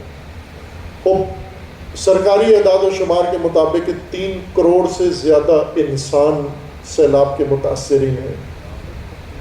اور یہ آج سے نہیں ہے بلکہ شروع سے مہینہ ہو گیا ہے، تقریباً 3-4 ہفتے ہو گئے ہیں. بلوچستان شروع ہوا سیلابی حالت، اس کے اندر پھر بڑھتے بڑھتے دیگر علاقوں کے اندر، اور ابھی تک جاری ہے یہ سلسلہ. اب اس پورے مدت میں زمین کے اس خطے میں جس کو پاکستان کہتے ہیں، یہاں یہ مصیبت نازل ہوئی، یہ امتحان ہوا، اور یہاں 22-24 کروڑ انسان رہتے ہیں. 3 کروڑ ان کے اپنے بقول کہ پانی میں ڈوب گئے. یہ باقی جو موجود تھے 19 کروڑ، یہ کیا کر رہے ہیں؟ یہ پہنچے ان کی مدد کے لیے. انہی انسانوں نے حکومتیں بھی بنا رکھی ہیں، انہی حکومتوں کے لیے انہوں نے وسائل بھی لگا رکھے ہیں. ان کے پاس اسی ملک سے لوٹا ہوا مال اتنا ہے، ان کے خزانوں کے اندر بھرا ہوا کہ خزانوں کی جگہ ختم ہو گئی ہے. ان کے پاس، ہر شخص کے پاس سرکاری ہیلی کاپٹر ہے، پرائیویٹ ہیلی کاپٹر ہے. انہوں نے یہ سب کچھ ان کے پاس موجود تھا، اور مہینے سے ملک غرق ہے، ڈوبا ہوا ہے. آپ غور کرو کہ انہوں نے کیا کیا، اس ڈوبے ہوئے لوگوں کے لیے کیا کیا. یہ اپنے جلسوں میں مصروف ہیں، اور ابھی تک ہیں، اقتدار کے لیے ابھی تک مصروف ہیں. یہی تو ملائکہ کہہ رہے تھے یہ فسادی ہے، یہ درندہ ہے، یہ اتنا بے حس ہو جائے گا کہ اس کے اپنے ہم نو آنکھوں کے سامنے ڈوب رہے ہوں، یہ انہیں بچانے کے لیے کوئی تدبیر نہیں کرے گا. اور آج تو میڈیا کا دور ہے. یہ پہلا سیلاب ہے جس کی خبر، تصویری خبر فرد کو پہنچی ہے. پہلے جو سیلاب تھے ان میں میڈیا اتنا وسیع نہیں تھا، مواصلاتی نظام، ان کے اندر زلزلہ آیا، نقصان ہوا، لیکن اس طرح لوگوں کو تباہی کا اندازہ نہیں تھا. آج یہ تباہی فرد کے جیب میں پڑی ہوئی ہے، آگاہی، اس تباہی کی تصویریں. اس تصویر نے کتنا متاثر کیا اس انسان کو. زیادہ سے زیادہ اس نے وہ تصویر آگے کسی اور کو بھیج دی، کسی گروپ میں بھیج دی، لیکن اپنے ان ہم وطن لوگوں کی مشکل کے لیے کوئی اہتمام نہیں کیا. اب اٹھے ہیں، حکومت نے اب APC بلائی ہے، ساری سیاسی جماعتوں کو جمع کیا سیلاب کے لیے. یہ سیلاب کی مدد کے لیے نہیں ہے، یہ بیرونی امداد لوٹنے کے لیے ہے. جب تک باہر سے امداد کا اعلان نہیں ہوا تھا، کوئی سیاستدان نہ حکمران، یہ اپنے اپنے کاموں میں مصروف تھے. پوری حکومتی مشینری اپنے اپنے کاموں میں، ریاستی مشینری معروف تھی. لیکن جو ہی باہر سے مدد کا اعلان ہوا، فوراً سب حرکت میں آ گئے. اکاؤنٹ کھول دیے، سب نے اکاؤنٹ کھول دیے. اناؤنس کر دیا کہ سیلاب کی ریلیف کے لیے یہ اکاؤنٹ نمبر ہے، اس میں ڈالتے جاؤ پیسے. اب آپ کو یاد آیا سیلاب تو کب کا آیا ہوا ہے. شعور نہیں تھا. کس چیز کی کمی ہے عزیزاں؟ پاکستان جس وجہ سے آج سیلاب میں ڈوبا ہوا ہے، پاکستان کئی دلدلوں میں ڈوبا ہوا ہے، پانی میں ڈوبا ہوا ہے اس وقت، گندی سیاست میں ڈوبا ہوا ہے اس وقت، فرقہ واریت میں ڈوبا ہوا ہے اس وقت، کرپشن اور لوٹ مار میں ڈوبا ہوا ہے اس وقت، اخلاقی فساد اور گندگی میں ڈوبا ہوا ہے اس وقت. یہ سب جو کچھ پاکستانی قوم غرق ہو چکی ہے، یہ اس کی بنیاد کیا ہے؟ کیوں ایسے ہے؟ شعور کے نہ ہونے کی وجہ سے. شعور نہیں ہے ان کے اندر، اور شعور کی رشد کے لیے، شعور کی تربیت کے لیے، شعور دینے کے لیے کوئی اہتمام نہیں تھا. نہ آپ کے تعلیمی نظام کے اندر اہتمام ہے، نہ آپ کے دینی نظام کے اندر اہتمام ہے، نہ آپ کے میڈیا میں اس طرف دھیان ہے، نہ آپ کے سیاستدانوں کا اس طرف توجہ ہے. بلکہ سیاستدان اس وقت پاکستانی قوم کی حیثیت میں یہ جملہ معذرت کے ساتھ عرض کر رہا ہوں، چونکہ ہم سب ایک ہی قوم کے، ایک ہی امت کا حصہ ہیں. ہمارے ساتھ جو کچھ ہو رہا ہے، ہمیں سیاستدانوں نے،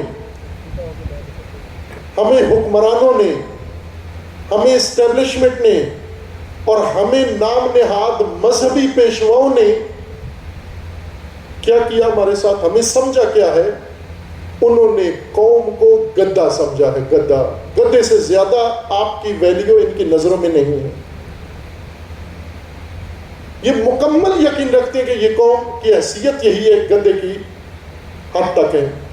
کیا کرو گدھے پہ؟ کیا کام کرو؟ سواری لو، خود بھی سوار ہو، اپنا بوجھ بھی اس کے اوپر ڈال دو. اب آپ ذرا غور کریں کہ یہ شعور اسی چیز کا نام ہے کہ جو کچھ ہو رہا ہے اس کو انسان سمجھ لے، پرکھ لے کہ کیا کر رہا ہے، کون کیا کر رہا ہے، ہمارے ساتھ کیا ہو رہا ہے.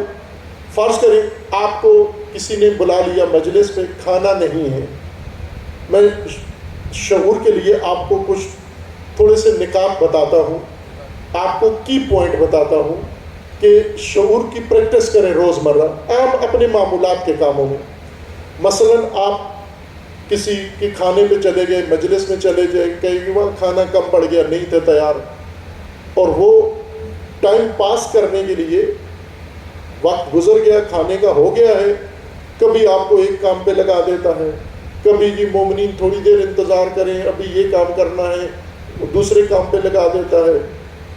پھر اعلان کرتا ہے کوئی اور روائی پڑھنے والا ہے تو بھی آ جائے، کوئی تلاوت والا ہے تو بھی آ جائے، کوئی ترانہ پڑھنے والا ہے تو بھی. یہ جو سب کو باری باری بلا کے، یہ کیوں؟ شعور والے کو پتہ چل جاتا ہے کہ کھانا نہیں ہے یہاں پر. یہ جو ٹائم پاس کر رہا ہے بندہ، یہ جو ہمیں گھما رہا ہے، اس کا مطلب ہے لنگر کا انتظام نہیں ہے. لہٰذا جس کے اندر یہ شعور اسی فہم کا نام ہے. اگر آ گیا ہے شعور تو چپکے سے اٹھ کے جا کے اپنے گھر میں کھانا کھا لو، یا باہر کسی جگہ انتظام ہے کھا لو، ورنہ یہاں بھی نہیں ملے گا، باہر بھی آپ کو نہیں ملے گا. آپ نے کسی سے قرض لیا. میں چھوٹی چھوٹی روزمرہ کی مثالوں سے، تاکہ ان پڑھوں کو بھی سمجھ میں آئے، پڑھے لکھے کو بھی سمجھ میں آئے، بچوں کو بھی، عورتوں کو بھی، بوڑھوں کو بھی سمجھ میں آئے، جوانوں کو بھی سمجھ میں آئے. اگر آپ نے کسی سے قرض لیا ہوا ہے، یا آپ کا کسی نے آپ سے قرض لیا ہوا ہے اور آپ کے پاس نہیں ہے یہ پیسہ دینے کے لیے، جب وہ آپ کو فون کرتا ہے، آپ کا قرض خواہ، آپ کال اٹینڈ نہیں کرتے، پھر وہ آپ کو کہتا ہے کہ وہ اصل میں میں مصروف تھا اس وقت، میں فلاں تھا، میں بڑا، یہ ساری وہ کہانیاں سناتا ہے آپ کو. لیکن اگر اس نے آپ کا قرض دینا ہے اور آپ کا فون نہیں اٹینڈ کر رہا، تو شعور یہ کہتا ہے کہ اس کے پاس یا پیسے نہیں ہیں، یا اگر پیسے ہیں تو مجھے دینا نہیں چاہتا. بار بار کال نہ کرو.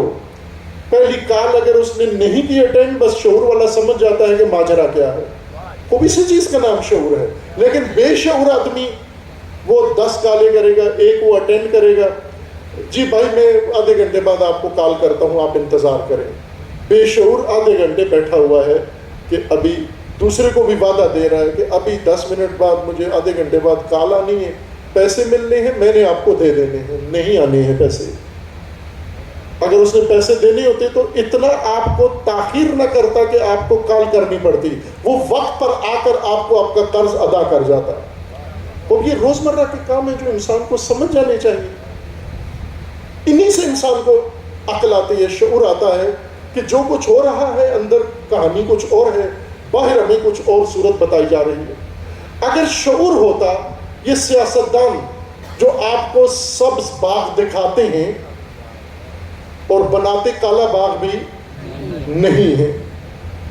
کالا باغ بنا لیتے. آج بعض لوگوں کا یہ خیال ہے کہ یہ سیلاب کی تباہی کم ہو جاتی اگر یہ ڈیم بنا لیتے. میں اسی کو شعور کی مثال کے طور پر لیتا ہوں. پاکستان ایک ایسا ملک ہے جس میں بارشیں کثرت سے ہوتی ہیں برسات کے موسم میں، اور سیلابی ملک ہے. سیلابی ملک میں جب خطرہ ہو سیلاب کا، حکومت ہے، 22-24 کروڑ عوام ہیں، ایک بہت مضبوط طاقتور اسٹیبلشمنٹ ہے، حکومتی مشینری ہے، اور سیاستدان ہیں، اسمبلیاں ہیں، بجٹ ہے، سب کچھ ہے. اور ہمیں پتہ ہے کہ برسات میں بارش آنی ہے اور سیلاب بنے. تو ہنگامی آلات کے لیے کہ جب سیلاب آئے گا تو پہلے سے تیاری کر کے رکھیں، انہی علاقوں میں جہاں سیلاب آنا ہے، نہ کہ تیاری اسلام آباد میں کر کے رکھیں۔ سیلاب توسا میں آنا ہے، تیاری اسلام آباد میں ہو، یہ بے شعوری ہے۔ جہاں سیلاب آنا ہے اسی جگہ پر ایک ڈپو بناؤ، ضلعی سطح پر ہر ضلع کے اندر ایک ہنگامی حالات سے نمٹنے کے لیے تمام وسائل و راشن موجود ہو، کم از کم 1-2 مہینے کا راشن وہاں ایک ضلع کے لیے آپ سٹور کر کے رکھو، وہاں پر ٹینٹ موجود ہو، وہاں پر مشینری موجود ہو، وہاں پر واٹر پمپ موجود ہو، وہاں پر الرٹ تیار عملہ موجود ہو۔ یہ باتیں میں خیالی نہیں کر رہا ہوں، یہاں ہمارے علماء کرام ہیں، آپ زائرین میں سے بہت سارے ایران میں گئے ہو، البتہ زائرین تو شاید نہ دیکھا ہو یہ منظر، لیکن یہ علماء کرام نے آغا موسوی، یہ ہمارے جوانی نوجوانی کے دوست ہیں، اب ہم دونوں بوڑھے ہو گئے ہیں، یہ بہت ہی انقلابی عالم تھے، حالات نے ان کو ایسے بنا دیے۔ واقعاً میں بتا رہا ہوں، پورا خاندان آل موسوی رحمۃ اللہ علیہ جو ان کے اجداد تھے، اور پھر سید علی موسوی، اور پھر یہ خاندان پورا بہت ہی بابرکت خاندان ہے، ان کی بہت خدمات ہیں پورے ملک کے اندر، تشیع کے لیے بہت عظیم خدمات ہیں ان کی، یہ بیک گراؤنڈ ان کا ہم نہیں جانتے ان کا۔ باہر کے اس خاندان میں انقلابی شخصیات بھی ہیں، جن میں سے یہ ہیں سرخیل ہیں، اور بھی ہیں جو ہمارے ساتھیوں میں سے ہیں۔ باہر کا پاکستان کی فضا ایسی ہے کہ مومنین سب کا انقلاب ٹھنڈا کر دیتے ہیں کہ آرام سے رہو ادھر۔ یہ وہاں شاہد ہیں۔ ایران بھی حادثے والا ملک ہے، وہاں زلزلے زیادہ آتے ہیں، کبھی کبھی سیلاب آتا ہے، لیکن زلزلوں کی پٹی پر بنا ہوا ہے۔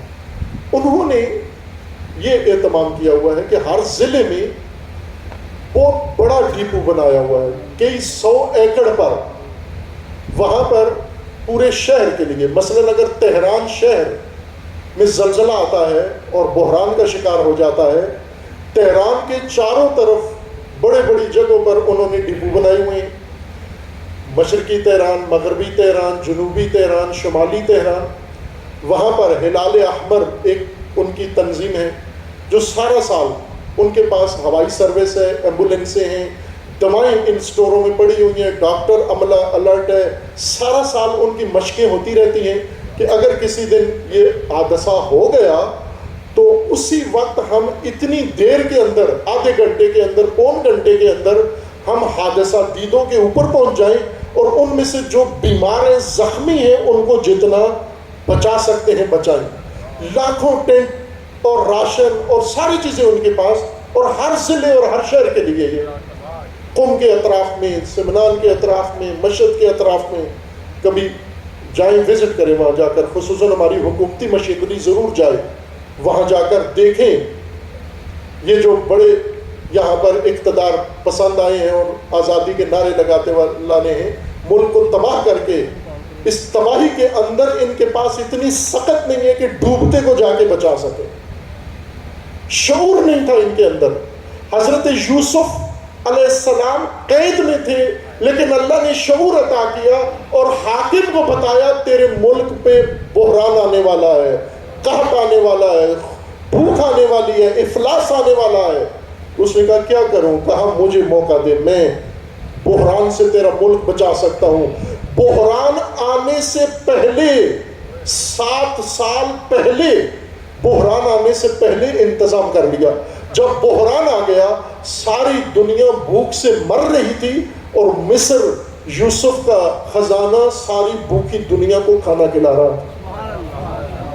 یہ قرآن کا قصہ ہے آپ کا، یہ قرآن کا واقعہ ہے آپ کا۔ آپ یوسف کو زلیخا کے چکر میں ڈال دیا ہے۔ یوسف اور میدان کا مرد ہے، زلیخا والے میدان کا مرد نہیں ہے۔ آپ نے یوسف کا بالکل حلیہ بگاڑ دیا ہے، قرآنی حلیہ مسخ کر کے کچھ اور داستان ہیر رانجھا والی بنا دی ہے۔ وہ نبی خدا ہے، وہ پاکیزہ انسان ہے، وہ مدبر و مدیر ہیں، اور شعور کی اعلیٰ مثال ہے۔ اب اگر پاکستانیوں میں یہ شعور ہوتا، قوم میں ہوتا، لوگوں میں ہوتا، آج بھی اگر اس سیلاب سے ہم شعور حاصل کریں کہ وقت آنے سے پہلے کیوں انتظام نہیں تھا۔ میں نے ایک کلپ سنا سیلاب زدہ ایک مومن کا، وہ کہہ رہا تھا کہ ہمیں راشن نہ دو، ہمیں مدد نہ دو، کچھ بھی نہ دو، صرف مشینری دو، گاڑیاں دو، تاکہ ہم پانی کا نکاسی کا راستہ بنائیں، باقی کام ہم سارے خود کر لیں گے، ہمیں یہ ہیوی مشینری دے دو۔ خوب ظاہر ہے کہ نہیں دی گئی ان کو۔ اگر ہر ضلع کے اندر یہ ہیوی مشینری موجود ہو، اور موجود ہے، یہ بڑی بڑی اس وقت آپ ہیوی مشینری FWO کے پاس جا کر دیکھیں، NLC کے پاس جا کر دیکھیں، افواج کے پاس دیکھیں جا کر ہیوی مشینری، اور پرائیویٹ کمپنیوں کے پاس دیکھیں، یہ رزاق داؤد کی کمپنی کے پاس جو ڈیم بنا رہے ہیں ہیوی مشینری دیکھیں، یہ ہیوی مشینری پورے پاکستان کو اکھاڑ پچھاڑ سکتی ہے، اتنی ان کے پاس موجود ہے۔ ان میں سے ایک ٹریکٹر ان کا نہیں گیا سیلاب زدگان کی مدد کے لیے، ایک ٹریکٹر نہیں گیا۔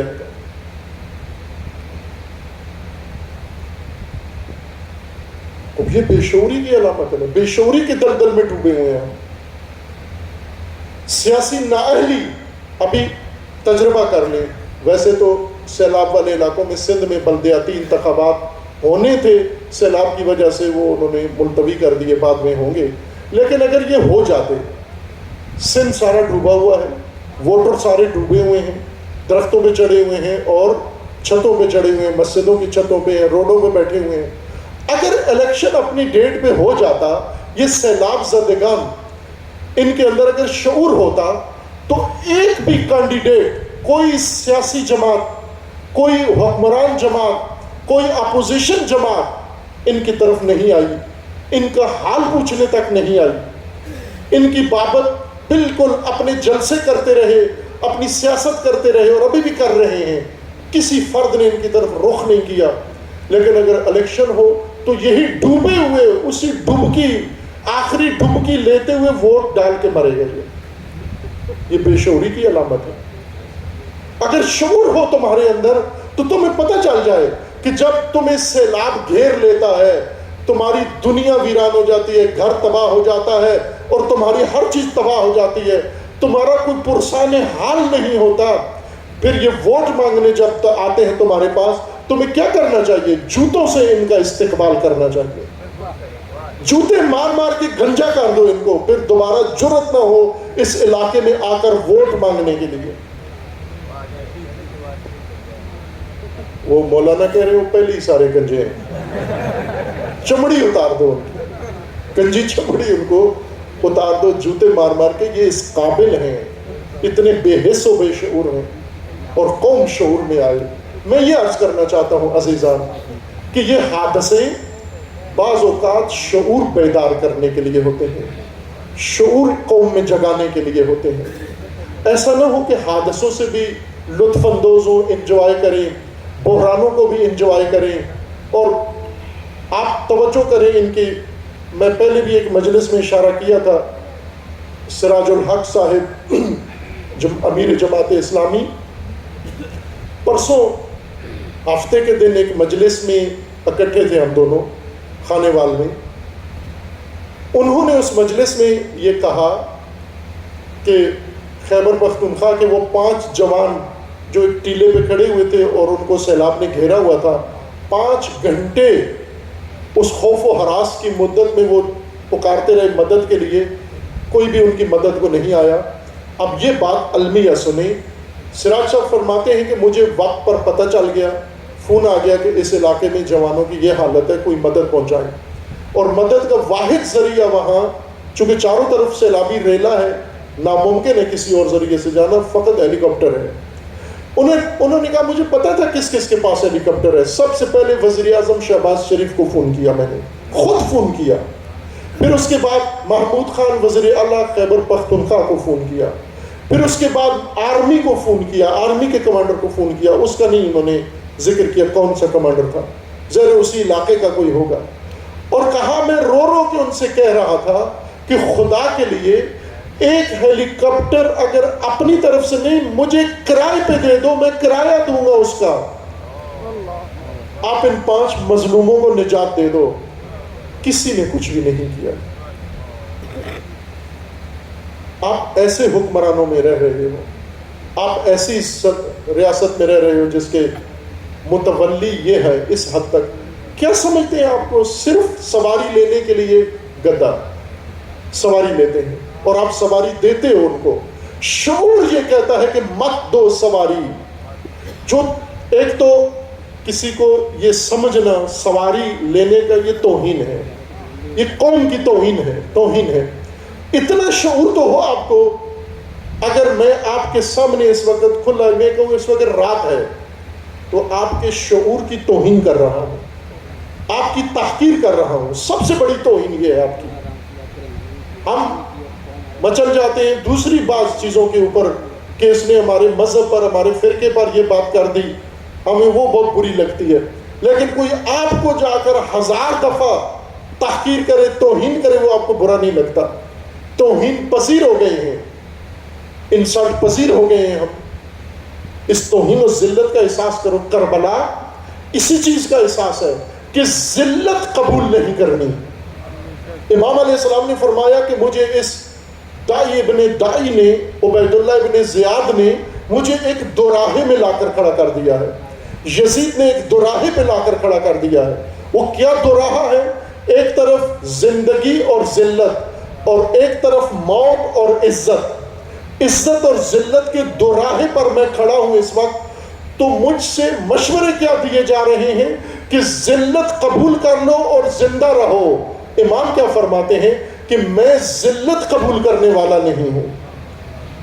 حیات منا ذلہ, میں ذلت قبول کرنے والا نہیں ہوں. حیات منا ذلہ, حیات منا ذلہ, حیات منا ذلہ, حیات منا ذلہ, حیات منا ذلہ, حیات منا. جب آپ کو یہ تاثر دیتے ہیں کہ یہ بے شعور قوم ہے, اس کے اوپر سواری لو. اس وقت چند طبقے پورے طور پر قوم کے اوپر سوار ہیں. بعض اوقات موٹر سائیکل پہ 2 بندوں کی, ویسے موٹر سائیکل 2 بندوں کے لیے بنائی گئی ہے. عموماً 3 پاکستانی محبت میں بیٹھ جاتے ہیں موٹر سائیکل کے اوپر, اور ضرورت کے وقت 7-8 بھی بیٹھ جاتے ہیں اس کے اوپر. وہ موٹر سائیکل ہے, بے جان ہے. موٹر سائیکل جب نہیں تھا, اللہ بھلا کرے جنہوں نے موٹر سائیکل اور یہ لوڈر رکشے اور چنگچیاں بنائی ہیں, گدوں کی جان چھوٹی ہے. میں نے آنکھوں سے یہی حشر گدے کا دیکھا ہے. گدے کے اوپر ایک بندے کی گنجائش ہوتی ہے بیٹھنے کی, ضرورت وقت 2-3 بیٹھ جاتے ہیں. لیکن پاکستان میں گدا ہو تو اس کے اوپر 7-8 اور 10 بھی بیٹھ جاتے ہیں. اب آپ پاکستانی قوم پہ بیٹھے ہوئے لوگوں کو دیکھو, کتنے لوگ بیٹھے ہوئے ہیں تمہارے اوپر, تمہاری پیٹھ پر. ان 22 کروڑ پر کتنے بیٹھے ہوئے سواری لے رہے ہیں؟ کتنے بیٹھے ہوئے گنو, کتنے کو سواری دے رہے ہو آپ؟ کتنے حکمران, کتنے سیاستدان, کتنے وڈیرے, کتنے چودھری, کتنے پیر, کتنے خطیب, کتنے ذاکر, کتنے نام نہاد قائد, یہ مذہبی پیشوائیت, یہ ساری کس گدے پر بیٹھی ہوئی ہے؟ عوام پر بیٹھی ہوئی ہے. ابھی یہ آپ کا وزیر خزانہ مفتاح اسماعیل, جس نے نام ماں نے مفتاح اسماعیل رکھا یا باپ نے, لیکن اس نے ثابت کر دیا کہ یہ مفتاح اسرائیل ہے. یہ قوم کے لیے یہ ملک الموت ہے. یہ اتنی بے شرمی سے کہہ رہا ہے اگر ٹیکس کا ہدف حاصل نہیں ہوا تو IMF کا مطالبہ پورا کرنے کے لیے میں پیٹرول اور بجلی مہنگی کر دوں گا. اس سے زیادہ بے شرم انسان کوئی ہو سکتا ہے؟ یہ بجلی جو پہلے تم ان سے لے رہے ہو, ابھی جو آپ سے بجلی لی جاتی ہے ٹیکس سارے وصول کر کے, میٹر کے اوپر کتنا لکھا ہوتا ہے, کتنے روپے یونٹ کے ہیں جی؟ 45 روپے میٹر کے اوپر. یونٹ فی یونٹ کتنے لے رہے ہیں آپ سے؟ 40 روپے لے رہے ہیں. جو لکھا ہوا ہے اوپر 22 روپے. 22 روپے بجلی کا یونٹ ہے, آپ کو بجلی 22 روپے دینے چاہیے, لیکن آپ سے 52 روپیہ لیتے ہیں ایک یونٹ کا. یہ پچھلے بل کی میں بات کر رہا ہوں. اب جو آنے والا ہے اس میں 62 روپے آپ کو 1 یونٹ کا دینا پڑے گا. اب یہ کس چیز کی سزا ہے اس قوم کو؟ ایک ان کو بے شعوری کی سزا ہے. کیا آپ اتنی بجلی خرچ کرتے ہو؟ کیا دنیا میں بجلی اس طرح ایک قوم کو ملتی ہے؟ ان کا جرم کیا ہے؟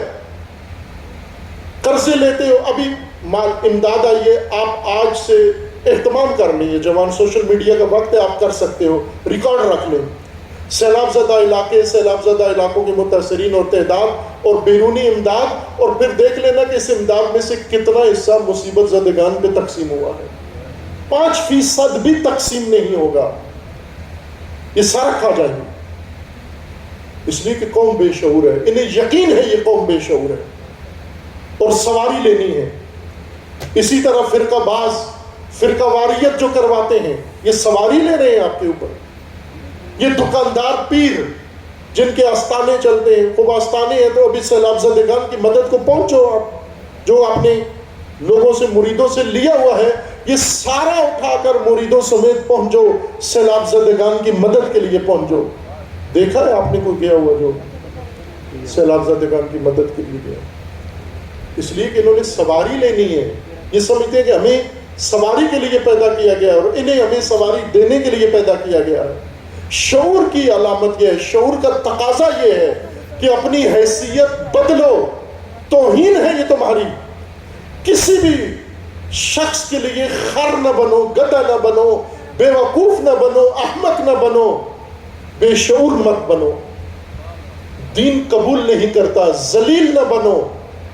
نہ سیاستدان کے سامنے ذلیل بنو، نہ فرقہ باز کے سامنے ذلیل بنو، نہ نام نہاد کسی دکاندار کے سامنے ذلیل بنو، نہ کسی سیاسی جماعت کے سامنے ذلیل بنو. انسان بنو. حسینیت نے تمہیں عزت کا سبق سکھایا ہے. حسین عزت کے امام ہیں.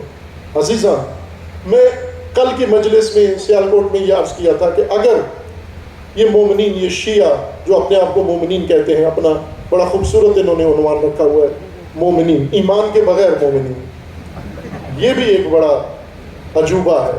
عموماً قرآن کہتا ہے کہ ایمان سے انسان مومن ہوتا ہے. پاکستان میں کہا کہ نہیں، ایمان کے بغیر بھی مومن ہو سکتا ہے. اب یہ تشریح کرنی ہوگی ان لوگوں کو جنہوں نے یہ مومن بنایا ہے کہ ایمان کے بغیر کس میٹیریل سے مومن ہو جاتا ہے. ایمان سے مومن بنتا ہے، ایمان سے. اگر ابھی موسوی صاحب نے اشارہ کیا کہ آپ آدھا خرچہ مجالس کا بھیجو سیلاب زدگان کے لیے، فوراً شور مچا دے گے موسوی صاحب عزاداری کے دشمن ہیں. انہوں نے پہلے ہی کہہ دیا تھا کہ یہ کلپ چل جائے گا میرا. عزاداری کے دشمن ہیں. موسوی صاحب کی سیفٹی کے لیے میں یہ عرض کرتا ہوں کہ مجالس بھرپور کرو، مجالس اسی طرح جاری رہیں، عزاداری جاری رہے. لنگر نہ پکاؤ، اور ذاکروں اور خطیبوں کا سارا بجٹ طے شدہ فیس ساری سیلاب زدگان کو دے دو، نہ کہ آدھی، پوری دے دو، اور ان کے نام کی رسید کاٹو. اگر آپ نے اس کو 35 لاکھ طے کیا ہے، اسی کے نام کی جناب محترم ذاکر صاحب 45 لاکھ روپے آپ کی طرف سے سیلاب زدگان کو دیے جاتے ہیں. جزاکم اللہ خیرہ. تمام فیس ان کی، تمام خطیبوں کی، تمام ذاکروں کی، ساری خطیبوں کی فیسیں اٹھا کے سیلاب زدگان کو دے دو. آپ نے ساری عمر ان کو فیسیں دی ہیں، وہ اجر بھی محفوظ ہوگا، یہ بھی محفوظ ہوگا. جب آپ اللہ کی بارگاہ میں جاؤ گے تو دیکھ لینا جو ان کی جیبوں میں ڈالا ہے اس کا کیا نتیجہ ہے، اور جو ان کے نام سے ادھر دیا ہے اس کا کیا نتیجہ ہے. ساری فیس ان کی دے دو، اور جو مومنین کو لنگر کھلاتے ہو یہ لنگر بھی ادھر دے دو. لیکن مجلس تعطیل نہ کرو، مجلس رہے، جاری رہے، بلکہ پہلے سے زیادہ جاری رہے. اور مومنوں کو جہاں سن لے لنگر نہیں ہے، سیلاب زدگان کی مجلس ہے، ان کے لیے لنگر جائے گا، وہاں پر زیادہ شرکت کرو کہ بانی کو شرمندگی نہ ہو. بانی کو شرمساری ہوتی ہے اس کی مجلس میں اگر کوئی نہ آئے. خطیب تو یقیناً نہیں آئیں گے جب انہیں پتہ چلے گا کہ ہماری فیس چلی جائے گی سیلاب زدگان کی جیب میں. وہ نہیں آئیں گے. لیکن آپ رابطہ کریں, ہم سے رابطہ کریں. جو خطیب ذاکر نہیں آتا وہ ہم آپ کے لیے متبادل انتظام کریں گے. انشاءاللہ آپ کی مجلس ہوگی اور اللہ قبول بھی کرے گا, اور امام حسین کی مجلس ہوگی, یادگار مجلس ہوگی. سبحان اللہ. کیا کہنا. تعطیل نہیں ہوگی, مجلس چھٹی نہیں ہوگی. لیکن آپ یہ کام کرو گی سب کچھ. میں نے شمس تبریز کا ایک اشتہار دیکھا ملتان کا, انہوں نے مجلس کا اعلان کیا ہوا تھا. پھر اس کے بعد انہوں نے دوسرا وہ لگا کے کراس لگا کے کہ اس مجلس کا سارا پیسہ سیلاب زدگان کو چلا گیا ہے اور مجلس ہی کینسل کر دی. نہ, مجلس رہے, اس کا خرچہ سارا وہاں پر چلا جائے. یہ کام کریں. شعور کا تقاضا یہ ہے. عزیزان, اگر یہ مومنین مجالس امام حسین میں جو کام آپ نے اپنی پسند کے شروع کر دیے ہیں جو دوسرے فرقوں کو پسند نہیں ہے, میں یہ آپ کو ایک طالب علم کی حیثیت سے علامہ مفتی جعفر حسین رحمۃ اللہ علیہ کی اس یادگار میں مدرسے میں جو انہوں نے اپنے ہاتھ سے بنایا, اور اللہ نے ہمیں یہ توفیق دی کہ ان کا اجڑا ہوا ویران مدرسہ آباد کرنے کی سعادت اللہ نے دی. اور انشاءاللہ ارادہ ہے اس مدرسے کو پاکستان کا خوبصورت ترین مدرسہ بنانا ہے انشاءاللہ. چونکہ ہمارے قائد کا مدرسہ ہے, ہمارے رہبر کا مدرسہ ہے, ایک بہت ہی زاہد انسان کا مدرسہ ہے. جاتے آئندہ نسلیں بھی مفتی جعفر حسین کے زہد کو یاد کرے کہ قائد تھا, ایسا قائد تھا جو آپ نے سن لیا, قیادت کے زمانے میں ٹانگے میں بیٹھ کے جانے والا. اس وقت قیادت میں تھے, اس وقت یہ حالت تھی. اس قائد کی یادگار بنانی ہے. میں یہاں دعوے سے کہہ رہا ہوں, وعدے سے کہہ رہا ہوں کہ اگر وہ کام جو ہماری پسند کے ہیں لیکن دوسرے لوگوں کو پسند نہیں ہے, اگر ہم ان کے بجائے وہ کام کریں جو امام حسین علیہ السلام کو پسند ہے, جو اہل البیت کو پسند ہے, خدا شاہد ہے تمام پاکستان کے تمام فرقے, تمام مسلمان فرقے, تمام مسالک ناسبیوں کو چھوڑ کر, تکفیریوں کو چھوڑ کر, سب کے سب امام حسین کے عاشق ہیں, امام حسین کے فدائی ہیں. میں آپ کو بتا سکتا ہوں دیوبند کے علماء جن کے مدرسوں کا نام حسنین ہے, دیوبند کے علماء جن کے بچوں کا نام حسن اور حسین ہے, دیوبند کے علماء جو بڑے سخت ہیں, بہت متشدد ہیں, اور اہل حدیث علماء جنہوں نے اپنے سارے بچوں کا نام اہل البیت کے نام پر رکھا ہے, ایسے موجود ہے. محبت ہے تو رکھا ہے. چند ناسبی ہیں جو ماحول یہ تاثر دیتے ہیں کہ گویا اہل سنت سارے ناسبی ہیں. نہ, نعوذ باللہ, ایسا نہیں ہے. اہل سنت امام حسین کو پسند کرتے ہیں اور امام حسین کے نام پر ہر کام کرنے کے لیے پسند کرتے ہیں. آپ تجربہ کر کے دیکھیں, وہ کام اپنی مجالس میں وہ پیغام دے جو امام حسین کو پسند ہے, وہ کام کریں جو امام حسین علیہ السلام نے کیا ہے. آپ بھی شروع کرو, سارے اہل سنت آپ کے ساتھ مل کر یہ مجالس بھی برپا کریں گے اور ان مجالس کو رونق بھی دیں گے اور ان کے لیے رکاوٹ بھی نہیں بنیں گے. اور انشاءاللہ آئے گا پاکستان میں ایسا دن آئے گا. آپ نے ابھی موسوی صاحب سے سنا عروۃ الوثقیٰ میں اس سال کے عشرہ اول میں اہل سنت کے جتنے اسکالر آئے ان کی مجالس ساری نیٹ پر موجود ہے, آپ سنیں. انہوں نے شیعہ کتابوں سے ایک حدیث نہیں پڑھی, شیعہ کسی کتاب کا عقیدہ بیان نہیں کیا, صرف اہل سنت صحیح بخاری, صحیح مسلم, صحاح ستہ اور اپنی جو مورخین ہیں ان کی کتابوں سے انہوں نے جو حقائق پڑھے, اس کے بعد انسان کو شک رہ جاتا ہے کہ یہ اہل سنت اس پائے کے, اس سطح کے, وہ امام حسین کو ناپسند کر سکتے ہیں یا امام حسین کی مجلس کو ناپسند کر سکتے ہیں. یہ کریں گے اور امام حسین کا پسندیدہ کام اگر ان مجالس میں شروع ہو جائے تمام پاکستانیوں کا پسندیدہ ہو جائے گا. امام حسین کا پسندیدہ اور ناپسندیدہ کام, امام حسین کا ناپسندیدہ کام کیا ہے؟ ذلت. امام حسین کا پسندیدہ کام کیا ہے؟ عزت. آپ آؤ عزت کے علم اٹھاؤ. یہی جو علم کو بدعت کہتے ہیں، یہ علم اٹھا کے آپ کے آگے آگے چلیں گے. آپ عزت کے علم اٹھاؤ، آپ ذلت کے طوق گردن سے نکالو. جو آپ کی مجالس میں رکاوٹیں ڈالے ہیں، یہ آپ کی مجالس کے معاون بنیں گے کہ انہی مجالس کے ذریعے تو ہمیں ذلت سے نجات ملے گی. اور ذلت کا احساس بیدار کر کے ذلت کا طوق گلے سے نکال دینا، اس کا نام شعور ہے. حیات منا ذلہ، حیات منا ذلہ، حیات منا ذلہ، حیات منا ذلہ، حیات منا ذلہ، حیات منا ذلہ، حیات منا ذلہ.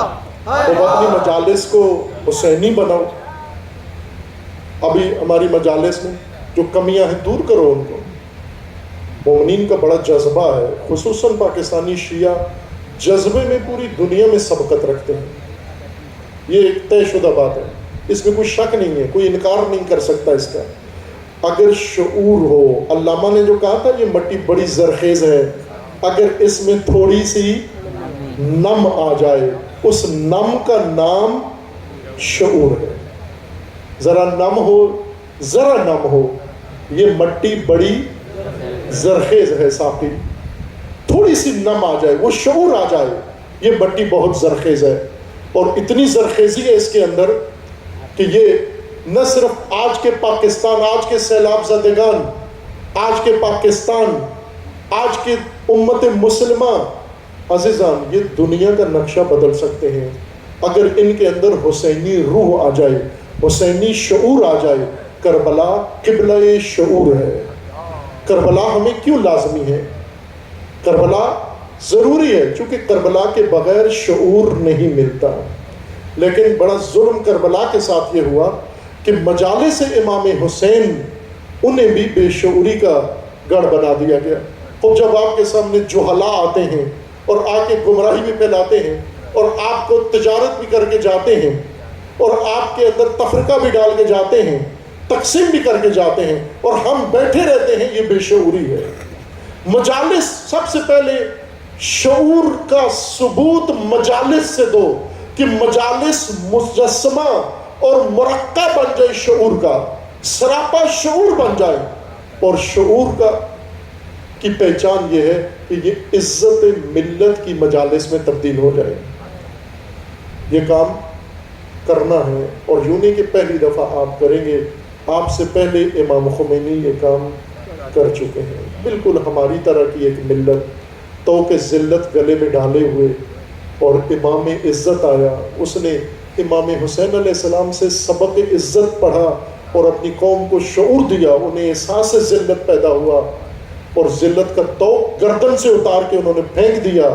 وہ یزید وقت کا جو شیعہ شاہ بن کر بیٹھا ہوا تھا، امام نے اسے کہہ دیا کہ یزید جس لبادے میں ہو،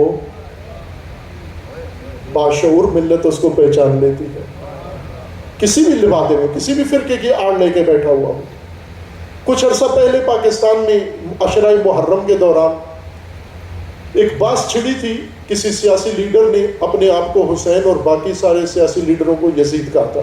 اس کے بعد سنی ہوگی آپ نے، ٹی وی چینلز کے اوپر یہ بات چھڑی. علماء کو بلایا گیا کہ آپ بتائیں کہ یہ جملہ کہنا ٹھیک ہے نہیں ہے، آیا اس وقت پاکستان میں کوئی یزید ہے، کوئی حسین ہے. تاکہ وہ علماء کچھ سرکاری کچھ غیر سرکاری، اور ان کو لا کر عوام کے سامنے بٹھا دیتے ہیں اور ان سے توقع یہ کرتی ہے کہ یہ کھل کے بات کریں گے.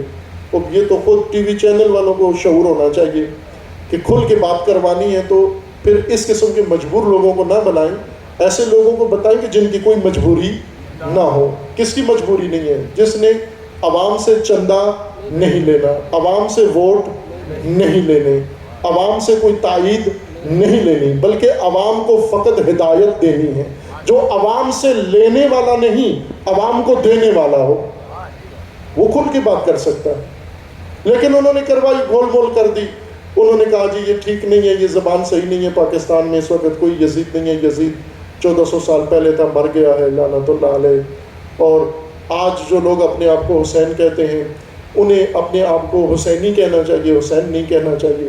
اس طرح کی گول مول بات کر کے آپ نے سنی ہوگی، میں نے بھی ایک چینل پہ سنی. تو کیا آپ کی کیا رائے ہے؟ اگر امام حسین کو جانتے ہو، عزت اور ذلت کا معیار جانتے ہو، امام حسین کو عزت کا ترازو مانتے ہو، تو یزید کس کا نام ہے اور حسین کس کا نام ہے؟ تو آیا پاکستان میں کوئی یزید ہے یا نہیں ہے؟ پاکستان بھرا ہوا ہے یزیدوں سے. جس طرح وہ سردار بہادر نے کہا تھا اس ملک کے بارے میں، پاکستان کے بارے میں، ہر شاخ پہ الو بیٹھا ہے، انجام گلستان کیا ہوگا؟ ہر گلی میں یزید بیٹھا ہے، ہر ادارے میں یزید بیٹھا ہے، ہر جماعت میں یزید بیٹھا ہے. تمہیں یزید نظر نہیں آتا اس ملک کے اندر؟ اور کمی کس کی ہے؟ اقبال نے کہا تھا اس سرزمین پر کمی فقط حسین کی ہے، قافلہ حجاز میں ایک حسین بھی نہیں. کمی پاکستان میں اسی کی ہے، اس کردار کی ہے. یہ کردار اگر موجود ہو جائے تو یزید تھوڑے نہیں ہیں. یہ یزید کیوں سرنگون نہیں ہوتے؟ چونکہ کوئی حسین نہیں ہے ان کے مقابلے میں. امام خمینی نے آ کر اس آڑ میں نقاب کے پیچھے چھپے ہوئے یزید کو کان سے پکڑ کے مملکت سے باہر کر دیا، ملت کو شعور دیا کہ یزید کی سلطنت میں رہ رہے ہیں، او حسین کی ولایت میں آ جاؤ. اور قبول کیا. مجالس حسین علیہ السلام میں اگر ولایت کا نام آ جائے کیسے منہ لٹک جاتے ہیں، جیسے طارق جمیل صاحب کے مجمع کے علی مولا سن کر منہ لٹک گئے تھے. انہوں نے کہا تھا نا کہ تمہارے منہ کیوں لٹک گئے ہیں؟ جب انہوں نے کہا علی کو مولا کہا کرو، میں بھی مولا کہتا ہوں، آپ بھی کہا کرو، تو مجمع کے منہ لٹک گئے. انہیں پتہ چل گیا کہ کہا تمہارے منہ کیوں لٹک گئے ہیں؟ کہا میں جو مولا کہہ رہا ہوں اپنی طرف سے نہیں کہہ رہا، اللہ نے رسول اللہ کو حکم دیا، رسول اللہ نے علی کو مولا کہا. اور جس کو رسول مولا کہے تو کیوں جھجکتا ہے اس کو مولا کہتے ہیں؟ اور جو ولایت قرآن میں آ جائے تو آج ممبر حسین پہ اس ولایت کا نام لیتے ہوئے ڈرتا ہے.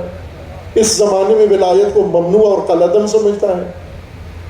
امام حسین کی مجلس میں ولایت کا نام نہیں لینے دیتا، امامت کے نظام کی بات نہیں کرتا تاکہ تیری تجارت چلتی رہے، تیرا کاروبار چلتا رہے. شعور عزیزان، کربلا شعور کا منبع ہے، سرزمین شعور ہے. ہمیں فقط تبرکات کے لیے کربلا نہیں بلایا گیا.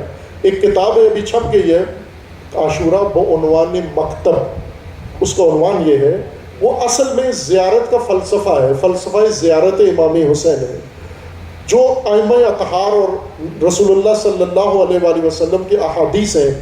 امام حسین علیہ السلام کی زیارت کے متعلق کہ حتماً جائے، مومن زندگی میں ایک دفعہ ضرور جائے، سخت شرائط میں بھی جائے، ہر صورت میں جائے. یہ بیان کیا ہے کہ کیوں جائے. کربلا، اس ایک زیارت کو کیا خصوصیت حاصل ہے؟ مدینہ کی اتنی تاکید نہیں ہے، نجف کی اتنی تاکید نہیں ہے، باقی زیارات کی اتنی تاکید نہیں ہے، بقیع کی اتنی تاکید نہیں ہے جتنی کربلا کی ہے. کیوں کربلا جائیں؟ اس لیے کربلا جائیں کہ کربلا میں تمہیں شعور ملے گا. شعور لے کر کعبہ جاؤ گے تمہیں حج سمجھ میں آئے گا. شعور لے کر مدینہ جاؤ گے تمہیں امامت اور رسالت سمجھ میں آئے گی. شعور لے کر بقیع میں جاؤ گے تمہیں بقیع پہ ہونے والا ظلم سمجھ میں آئے گا. تمہیں آج کا یزید سمجھ میں آئے گا. کربلا سے لوٹ کر آؤ گے پاکستان کا یزید سمجھ میں آئے گا. اس لیے کربلا بلایا گیا. کربلا کربلا ہماری دستگو، کربلا کربلا ہماری دستگو، کربلا کربلا. یہ قبلہ شعور کیسے بنا؟ جس طرح کعبہ قبلہ عبادت بنا، کیسے بنا؟ ذبح اسماعیل سے، اس عظیم قربانی سے. کعبہ عبادت کا قبلہ کیوں بنا، کیسے بنا؟ اسماعیل شیر خار کی ایڑیاں رگڑنے سے، اس پیاس سے. کعبہ عبادت کا قبلہ کیوں بنا؟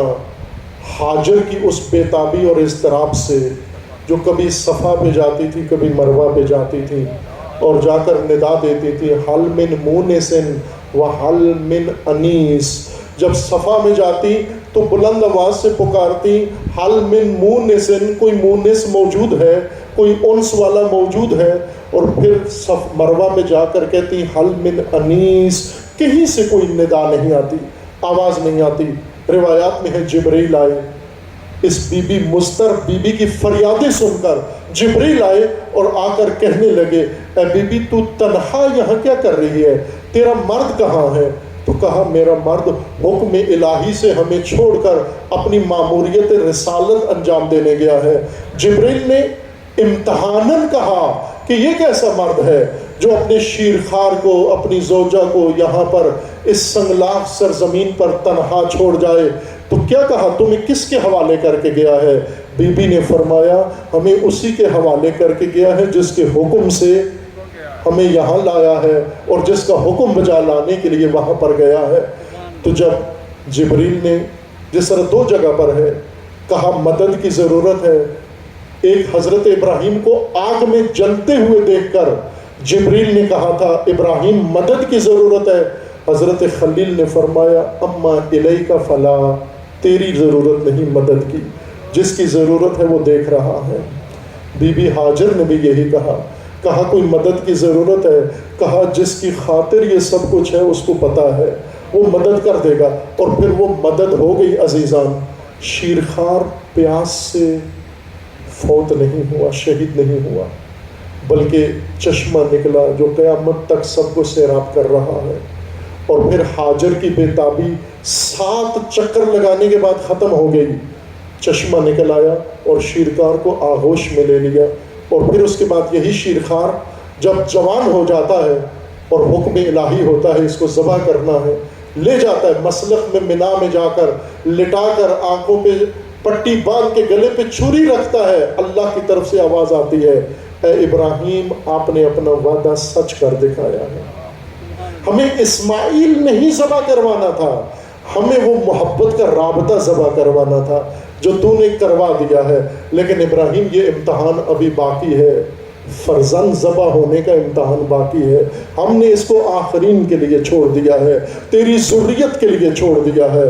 اور پھر ایک دن کربلا میں لوگوں نے دیکھا، عزیزان کعبہ بنایا ابراہیم نے، قبلہ ابراہیم نے بنایا، اعلان کیا، اب ذریت وارث ابراہیم کربلا میں آ کر شعور بیدار کر رہا ہے۔